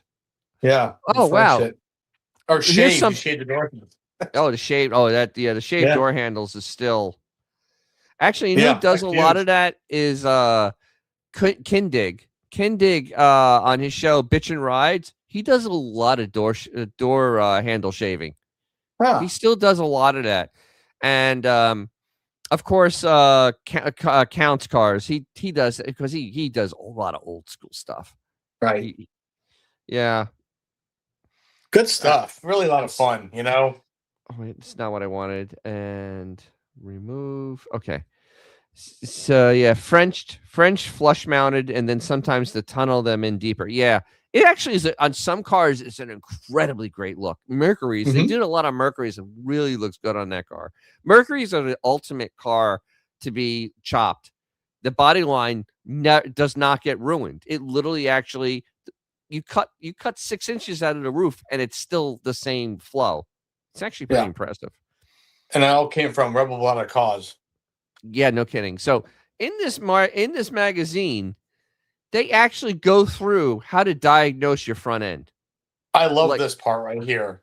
I mean, hell, you can barely find service manuals that tell you this, because this is real, and this is still the same for cars today. I mean, the parts may be a little different, but the way things break is the same. Right. So shimmy, worn king pins, bushing, and knuckle arm pins. That's a little bit older suspension. Worn linkage, wheel unbalance. So you get that shimmy. Actually, we had the shimmy on the 95 BMW because the lollipops, the lower control arm bushings, are perished. They're worn. So on BMW, their lower control arm bushings are actually in the back because the lower control arm is a boomerang, and there's this rubber mounts. They mount to the chassis, and they call them lollipops because it looks like a lollipop, but it literally is just an isolated piece of rubber, and you can easily diagnose. Just like when you have a problem with usually it was a idler arm or something like that. You go like this, and it just rattles. I mean, you can hear it rattle back and forth. Up and down is ball joints. If you can go like this, or you take a bar and moves, that's the ball joints. Excessive play, loose steering gear, loose, yeah, that's Chrysler. Worn tie rod ends, steering wheel not properly secured on post. That's scary. Worn drag link, idler arm, loose pitman arm, worn worm in center shaft. So that's old steering. Hard steering, tight linkage, gears and linkage are not properly lubricated. Bent steering arm or knuckle, out of line steering column. Jesus. Incorrect caster camber or toe in. Low tire pressure. I like how it's number 6. That should be number 1. It's like, hey, check the tire pressure. Especially on the bias plies. Bias plies, when they didn't have any pressure on them, were miserable. They just didn't roll. They just did not roll. And there's a nice picture of one right there in the upper left-hand corner. Oh, yeah. Look at that. That's all they had. That's all you got. Terrible tires. Absolute junk. Poor control. I don't even understand how you feel they have poor control in one of these cars, but defective lower components and sway bar, defective shocks and springs, loose steering linkage, gear adjustments, defective front suspension arm, steering knuckle bushings, out of line rear axle. That would feel weird. It'd crab crawl. Poor alignment of front wheels. But I mean, this is something you don't see anymore, where they actually go through and, this is how you could diagnose a modern car. There's a few different pieces, but literally the same. A front end of a car does the same things. It literally does the same things. A lot of people nowadays act like old cars are supposed to be all loose, when in reality they haven't been properly adjusted on the steering suspension. Exactly. Yeah. No, I mean, I will bag on Chrysler because I've owned one all my life. Their power steering is floaty. I mean, it is ridiculously floaty. But the car I think is all not. Cars back then were floaty. No. Steering. Chrysler particularly marketed with their power steering that it was good. It was made for a woman. Oh, so a woman can. I swear to God, it was so a woman could drive the car easily. So they had their overpower steering that they never got rid of until the 80s. It was literally my car. With the power steering, I can go like this with my finger on the outside of the rim and turn the car. And you have no road feedback at all. People don't understand. I don't know which way my tires are pointing, because with that steering, I don't know where to, like in my BMWs, I know exactly where the tires are pointing. You could feel where the tires, you can feel the friction. Even with a rack and pinion, you can feel the friction. This thing, it's just recirculating ball with enough power steering to act. And there are ways to fix it. There's a spring in the pump that can change that. Yeah. The only way I've seen to do it is I got to get like a firm feel or a cop box, because it's not even in the pump. Is the pump. It uses mine uses a federal pump. It's the same pump like General Motors would use. I mean, literally it's the same pump. The problem is the way they valved it in the steering box. It literally is ungodly. It just pushes it too much. And there is an adjustment, and I have adjusted it down, but you can't go too far, because then you have a hard time. The steering wheel won't recenter because it's tight. So you have to go to the point where it's kind of heavy, and it'll still come back to center when you let go. I haven't. It's not. It doesn't bother me enough that I'm going to go out and get a federal box. Or a firm feel level 3. It is what it is. I'm used to it. I mean, I've had the car now for me. I've had it for 38 years. I'm kind of used to it at this point.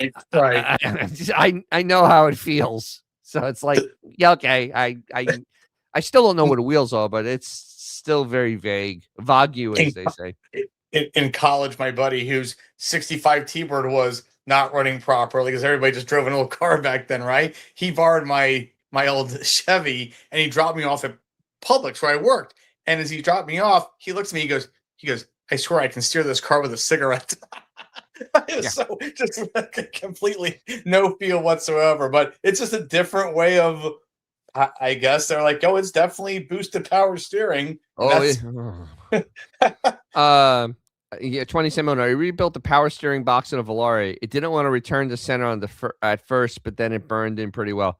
Yeah, that's the other thing on those boxes is they're so temperamental. And actually, you could, if you get a rebuild, you could get one you probably have to bring it back. Because I've had that happen where I got a rebuild and I'm like, dude, it's just like, no, just like this one's not good. Yeah, they're yeah, that's the steering boxes. The Chrysler steering boxes were yes, many were steered by cigarettes. Oh, absolutely. Yeah, but I mean, he was like, what the heck? He was just amazed that, you know. Here's a funny fact. No one ever smoked in my Charger. Because when we bought the car, it was still all original. Did not have any of that of anything. It had no cigarette burns, no nothing. No. Kind of bizarre, especially a car from the 70s. I mean, it's just normal. Because people used to let their passengers smoke. Like no one cared. Like go ahead, light up, oh whatever. You know, ashtrays everywhere. That's actually really cool. Yeah, it was the weirdest thing about that car. I'm like, this is really weird because it didn't have any of that. Even my Lincoln has a couple of light, like some moron back whenever. Oh, yeah. Drop the lighter in the back seat. Like great, you know. But yeah, I never did not have that. If actually, I've been my BMWs. Nobody ever spoke to them either, which is strange. No? Especially the 80s, the 89. Yeah. I mean, it still is a big thing. Nobody ever smoked in it. In fact, because it has a tan headliner. And the tan headliner is still clean. Yeah. Yeah. God. Oh my goodness. But yeah, I mean, this was something fun. I wanted to talk about the older cars and the older way people used to, the way that people used to modify them, and they weren't that old, and how the magazines, it gave you step by step. I mean, they gave you step by step. They gave you inspiration, and then they kind of told you where to do. And then a lot of the parts, you could just go down to the dealer and buy the parts from them. I mean, that was the thing. Like when that person took those Cadillac tail lamps, those were brand. They went to a Cadillac dealer, gave them $30 and got a set of taillights. And they put them on their car. I mean, because, parts were not crazy expensive. Taillights weren't $1,000 back then, which they are now in certain vehicles. And, when you think about it, they're almost like these magazines, in a way, are like the YouTube. I mean, they are step by step.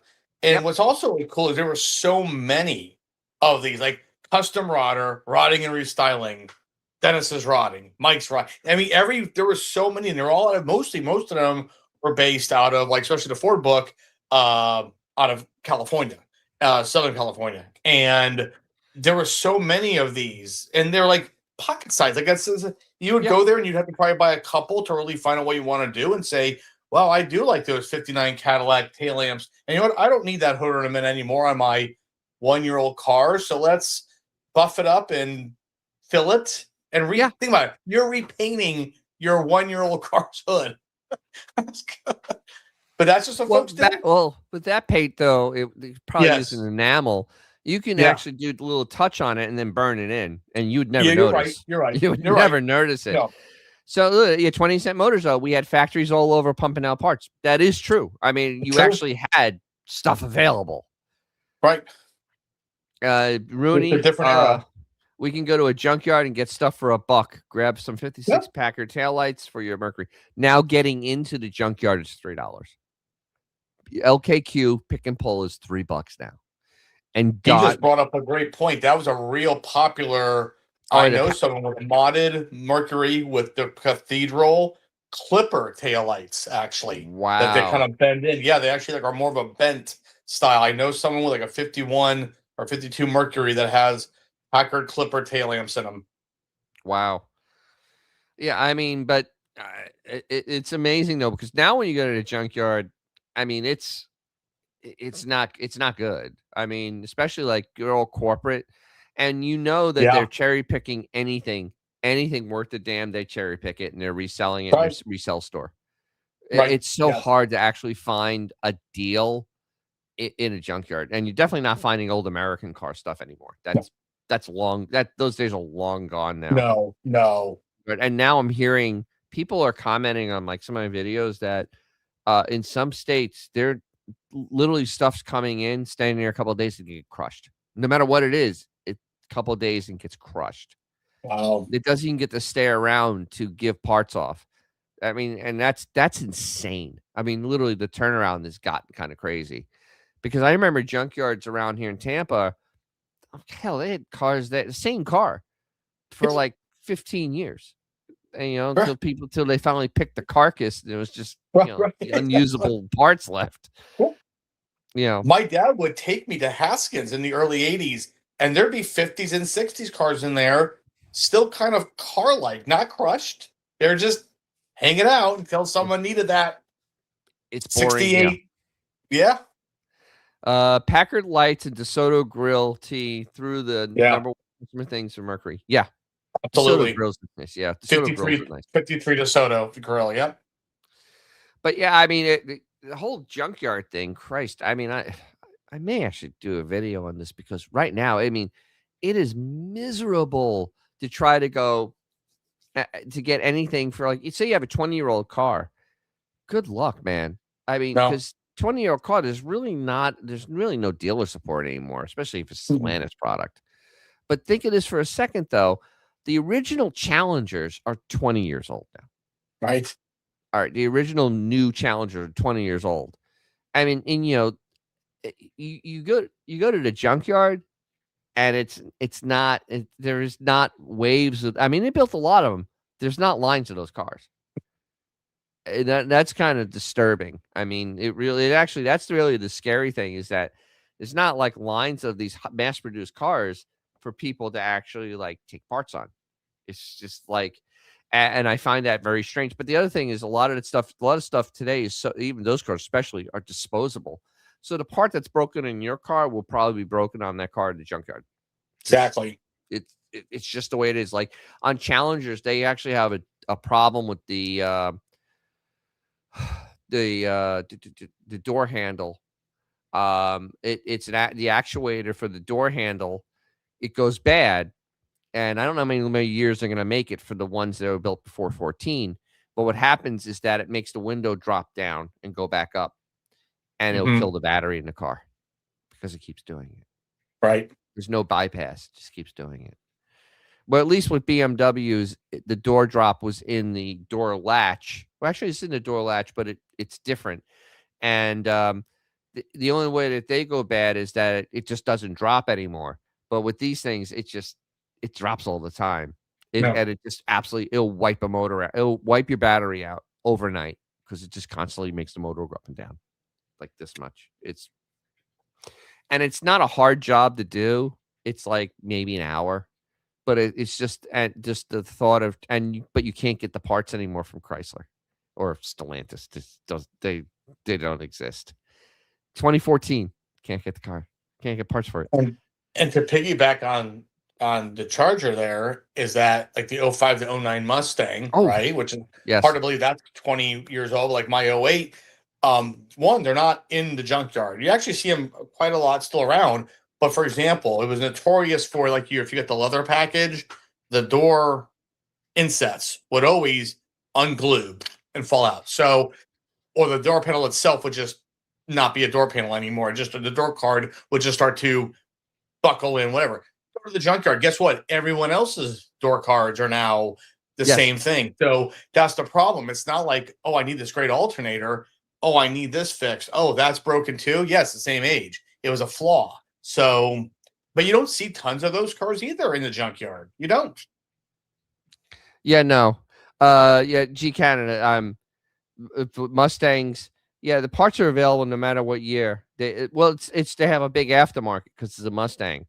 The Bronco is literally the first vehicle I have, owned. It's my wife's, but owned. Outside of my BMW, that literally I can just go on the internet, look up a part, and I can have five varieties of that part. Like, Jesus. Well, my Charger, I mean, hell, I'm lucky I can find a variety of a part. it's just, I mean, it's mind-numbing to me. 20-cent motor was into Imperials for a while. Yeah, they evaporated from the wrecking yards. Yeah. Either they got destroyed or, I mean, a lot of them used were in the in derbies, but then they got banned because they're so damn big.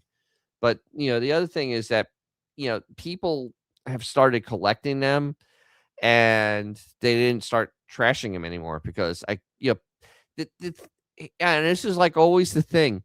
The reason that that all these cars from the 60s and 70s are so sought after is honestly there was nothing made to replace them. I mean, really, seriously, there is nothing really much to replace them, and it's actually kind of sad. But there's no immediate car that that would even be my early teenage years that I would think, yeah, I want to go get one of those because it doesn't exist. Yeah, I mean, it doesn't. Yeah, cash for clunkers. Oh, that destroyed the junkyards. That absolutely destroyed the junkyards. That was probably one of the worst things that ever happened. Yeah. So, yeah, and it's just sad, but there's nothing that came around and replaced these cars. It's truly amazing how fast the car, the cool car, as we'll call it, rose and then crashed and then never got replaced. And like it really, and it still hasn't. And actually, I saw the funniest thing the other day. I have a couple more things. Funniest thing the other day. Somebody listed a 2022 Challenger TA for 76,000 Canadian dollars, and got absolutely. It was on Facebook and got absolutely roasted, utterly and absolutely roasted. I don't think that car was 76,000 Canadian new. And I'm like, dude, it is just a used car. They made as many as they could. There's nothing special about it. It's nothing. And I have to say this again. Any of these cars, a Demon, a Hellcat, they're not collectible. There's nothing special about them. Once they're out of warranty, you do not want to own them. I mean, the engine is $30,000. The transmission's $10,000. The rear end is $5,000. You have to pay that out of pocket. Is that car really worth anything to you? Not worth anything to me. I don't need a car where it'll put me in bankruptcy if it breaks. And that's literally a one of those cars out of warranty will basically just go bye-bye.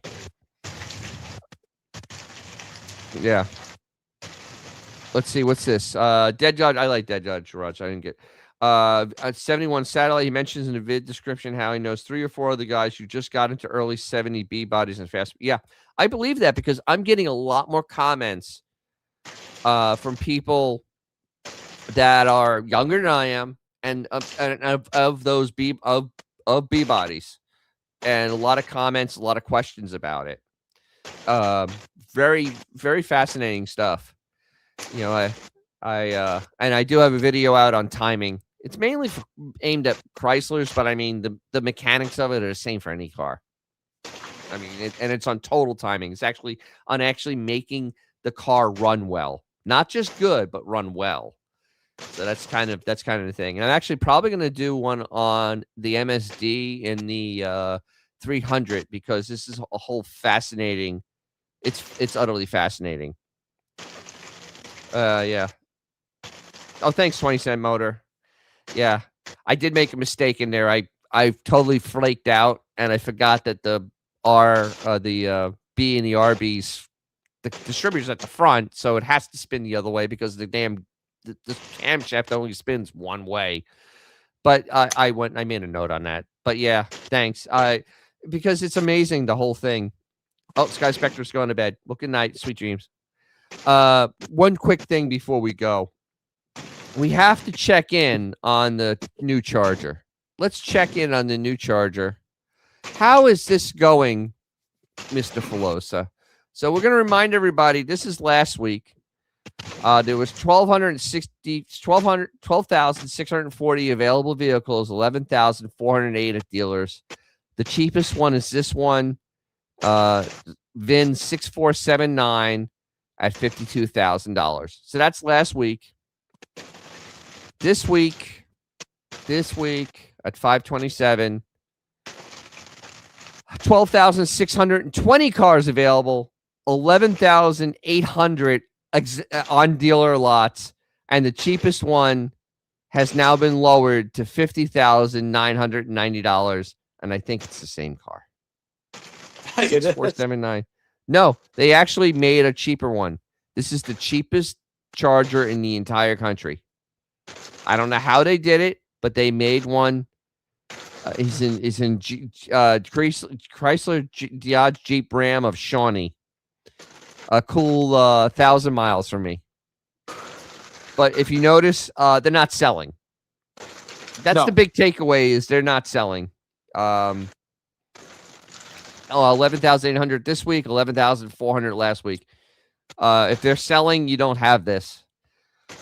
So this car is DOA. You can make an SRT, whatever the hell you want. Doesn't matter. Won't help. This car's a dud, and I'm gonna keep reminding people it's a dud. Every live I'm gonna have an update on the production of this because it needs to be put out there what a dud this car is. And it's I mean when your numbers don't change a lot, that's usually a sign that they're not moving at all. Especially when the dealer number keeps going up. That's usually not a great sign. Yeah, we need to name this intro to the segment Charger Watch. I think I'll create something like that. What's happening with the Charger now? What's happening with the Charger now? Watch. Charger Watch. Because we are literally there. No, they can't do fleet sales. Because it's too complicated and it's too much power. No city government is going to buy a 4-door Charger with 400 something horsepower for their people to drive around in. And the police don't want it because it's a complicated car. And they have F-150s that have more room. And rental cars don't want it because this is a liability because it's a 400 something plus horsepower car. Who are you renting that to? It's a 4-door, but you're not renting it to a family because Jesus. And how much you're renting it for? $1,000 a day? I mean, this is a fast car. Good night, 20 Cent Motors. Thanks for everything. Yes, the rent is too damn high. Well, yeah, they actually there's probably $3,000 on the hood of this car too. Besides the price being cut, there's probably $3,000 on the hood. And it has nothing in it. It has cloth interior, not an option under God's green earth in this car. It is kind of embarrassing. But that's why when I see their announcement and they're we're gonna build SRT this, SRT that, it doesn't matter. It's not gonna move the needle. Why you're gonna make a car for 5,000 people? Big deal. It doesn't. The Viper was not for mass. The Viper was not for mass production. The Viper was, hey, look what we can do. That's what the Viper was. And the Viper was done when they were healthy. Chrysler was very healthy when they built the Viper. Bob Lutz knew what he was doing when he developed it because Chrysler was coming out the LH cars and they were a huge hit. And they rolled the Viper out as their halo car, and it was a whole big thing. And it made sense because the company was making money and they were selling a lot of cars. They're not making a lot of money and they're not selling a lot of cars. You don't come out with a halo car now. That's stupid. That's literally dumb thinking. That's literally like Ferrari thinking. This is Dodge. You need to make something that is 4 doors and kind of boring. Seriously. Well, with Ferrari's new thinking, they're definitely going to have that blue halo car sitting on the lot for a while, right? Yes. That halo car. But no, it's just like a Corvette. I mean, yeah, there's a lot that are sold, but it's still a halo car of Chevrolet. They're not worried about Corvettes. They're worried about, Silverados. That's General Motors with the Corvette doesn't roll a Corvette out to save the company. They roll a Corvette out because look, this is the engineering we can do. And if we make some money on this car, it'd be great. But honestly, but but Stellantis, they have, you literally have no product. You literally launched a bunch of bed sheets, and yet I still see channels like literally, I swear to God, they're orgasming in their pants talking about this. I'm like, slurping. Oh, give me more, daddy. Give me more. It's like, dude, there's nothing here. There's nothing here anymore. I mean, so this is we're at the point now where it's absurd, and they can't just do the right thing and just let Dodge and Chrysler die, because this is actually such a unceremonious kind of death. It's kind of a slow death, and it's really not pleasant to watch. And it's not pleasant. Same thing with Ram. Ram at this point is just an embarrassment. You're running out the Rumblebee. Who cares? I mean, it's a $60,000 truck. No one's. Well, it's funny you say that, because I didn't watch the whole thing as I was annoyed, but I saw another YouTuber out there gloating over the 1500 Ram, and I got like 8 minutes in, and I was like, that's about it. Yeah. Well, we don't know. We won't know any of the. We don't know any of the sales numbers for the second quarter until July, because they only do quarterly. We have no idea what their numbers are going to be for the second quarter of this year. I after looking at their lots, I can't imagine it being great, because I have a couple of big dealers near me. I ain't seen nothing moving, so I can't imagine that this great success is really a great success at this point.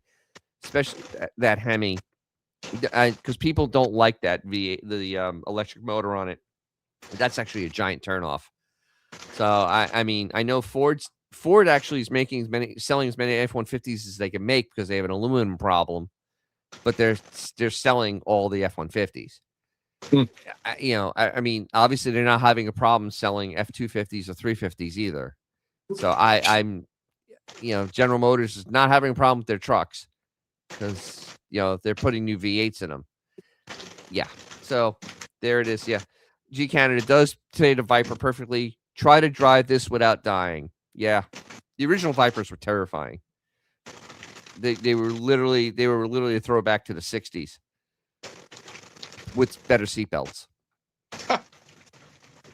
So yeah, I think that was it. We had a fun conversation tonight. Thanks for everybody in the chat. Thanks for everybody that subscribed to my channel. I'm very, very happy over it. This is something I obviously enjoy, because I sat here for 2 hours talking about cars, because I really like it, and it's fun, and it's very fascinating, the business behind it too. I find it curiously good. So yeah, we're gonna go to anything else from you, Fluno? I just want to say, well, thank you, Dennis, and thank everybody who was with us tonight for letting me go into this with my my friend's dad's history. In fact, some of the books even has like handwriting as I was thumbing through. Probably was his, making notes about how these engines are the same. This is that 49 through 53. It's just really cool to see that extra human touch, like the grease on the books, because that was worked on by someone. And like I said, they're still technically with us in many ways. Yeah. And think about it, these people that are all pictured in these books, they're not here anymore, but it lives on. And so I thank everybody for listening in on this and allowing me, Dennis, to give you this, my quasi presentation for your show. And if John didn't watch it tonight, I'll make sure he sees it. And I know he was very honored by us doing this. And only took 22 years, but no, it was a lot of fun. So thank you, Dennis, and thank you all for, as always, joining us tonight.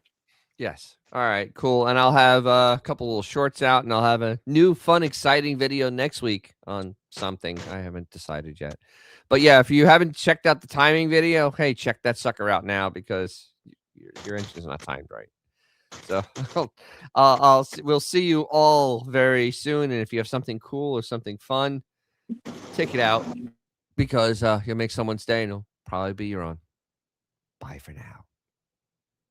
If you liked what you saw, like, subscribe, If you didn't, thank you for watching to this point. And as always, if you have a cool car or something fun to drive, take it out. You'll make someone's day, probably your own.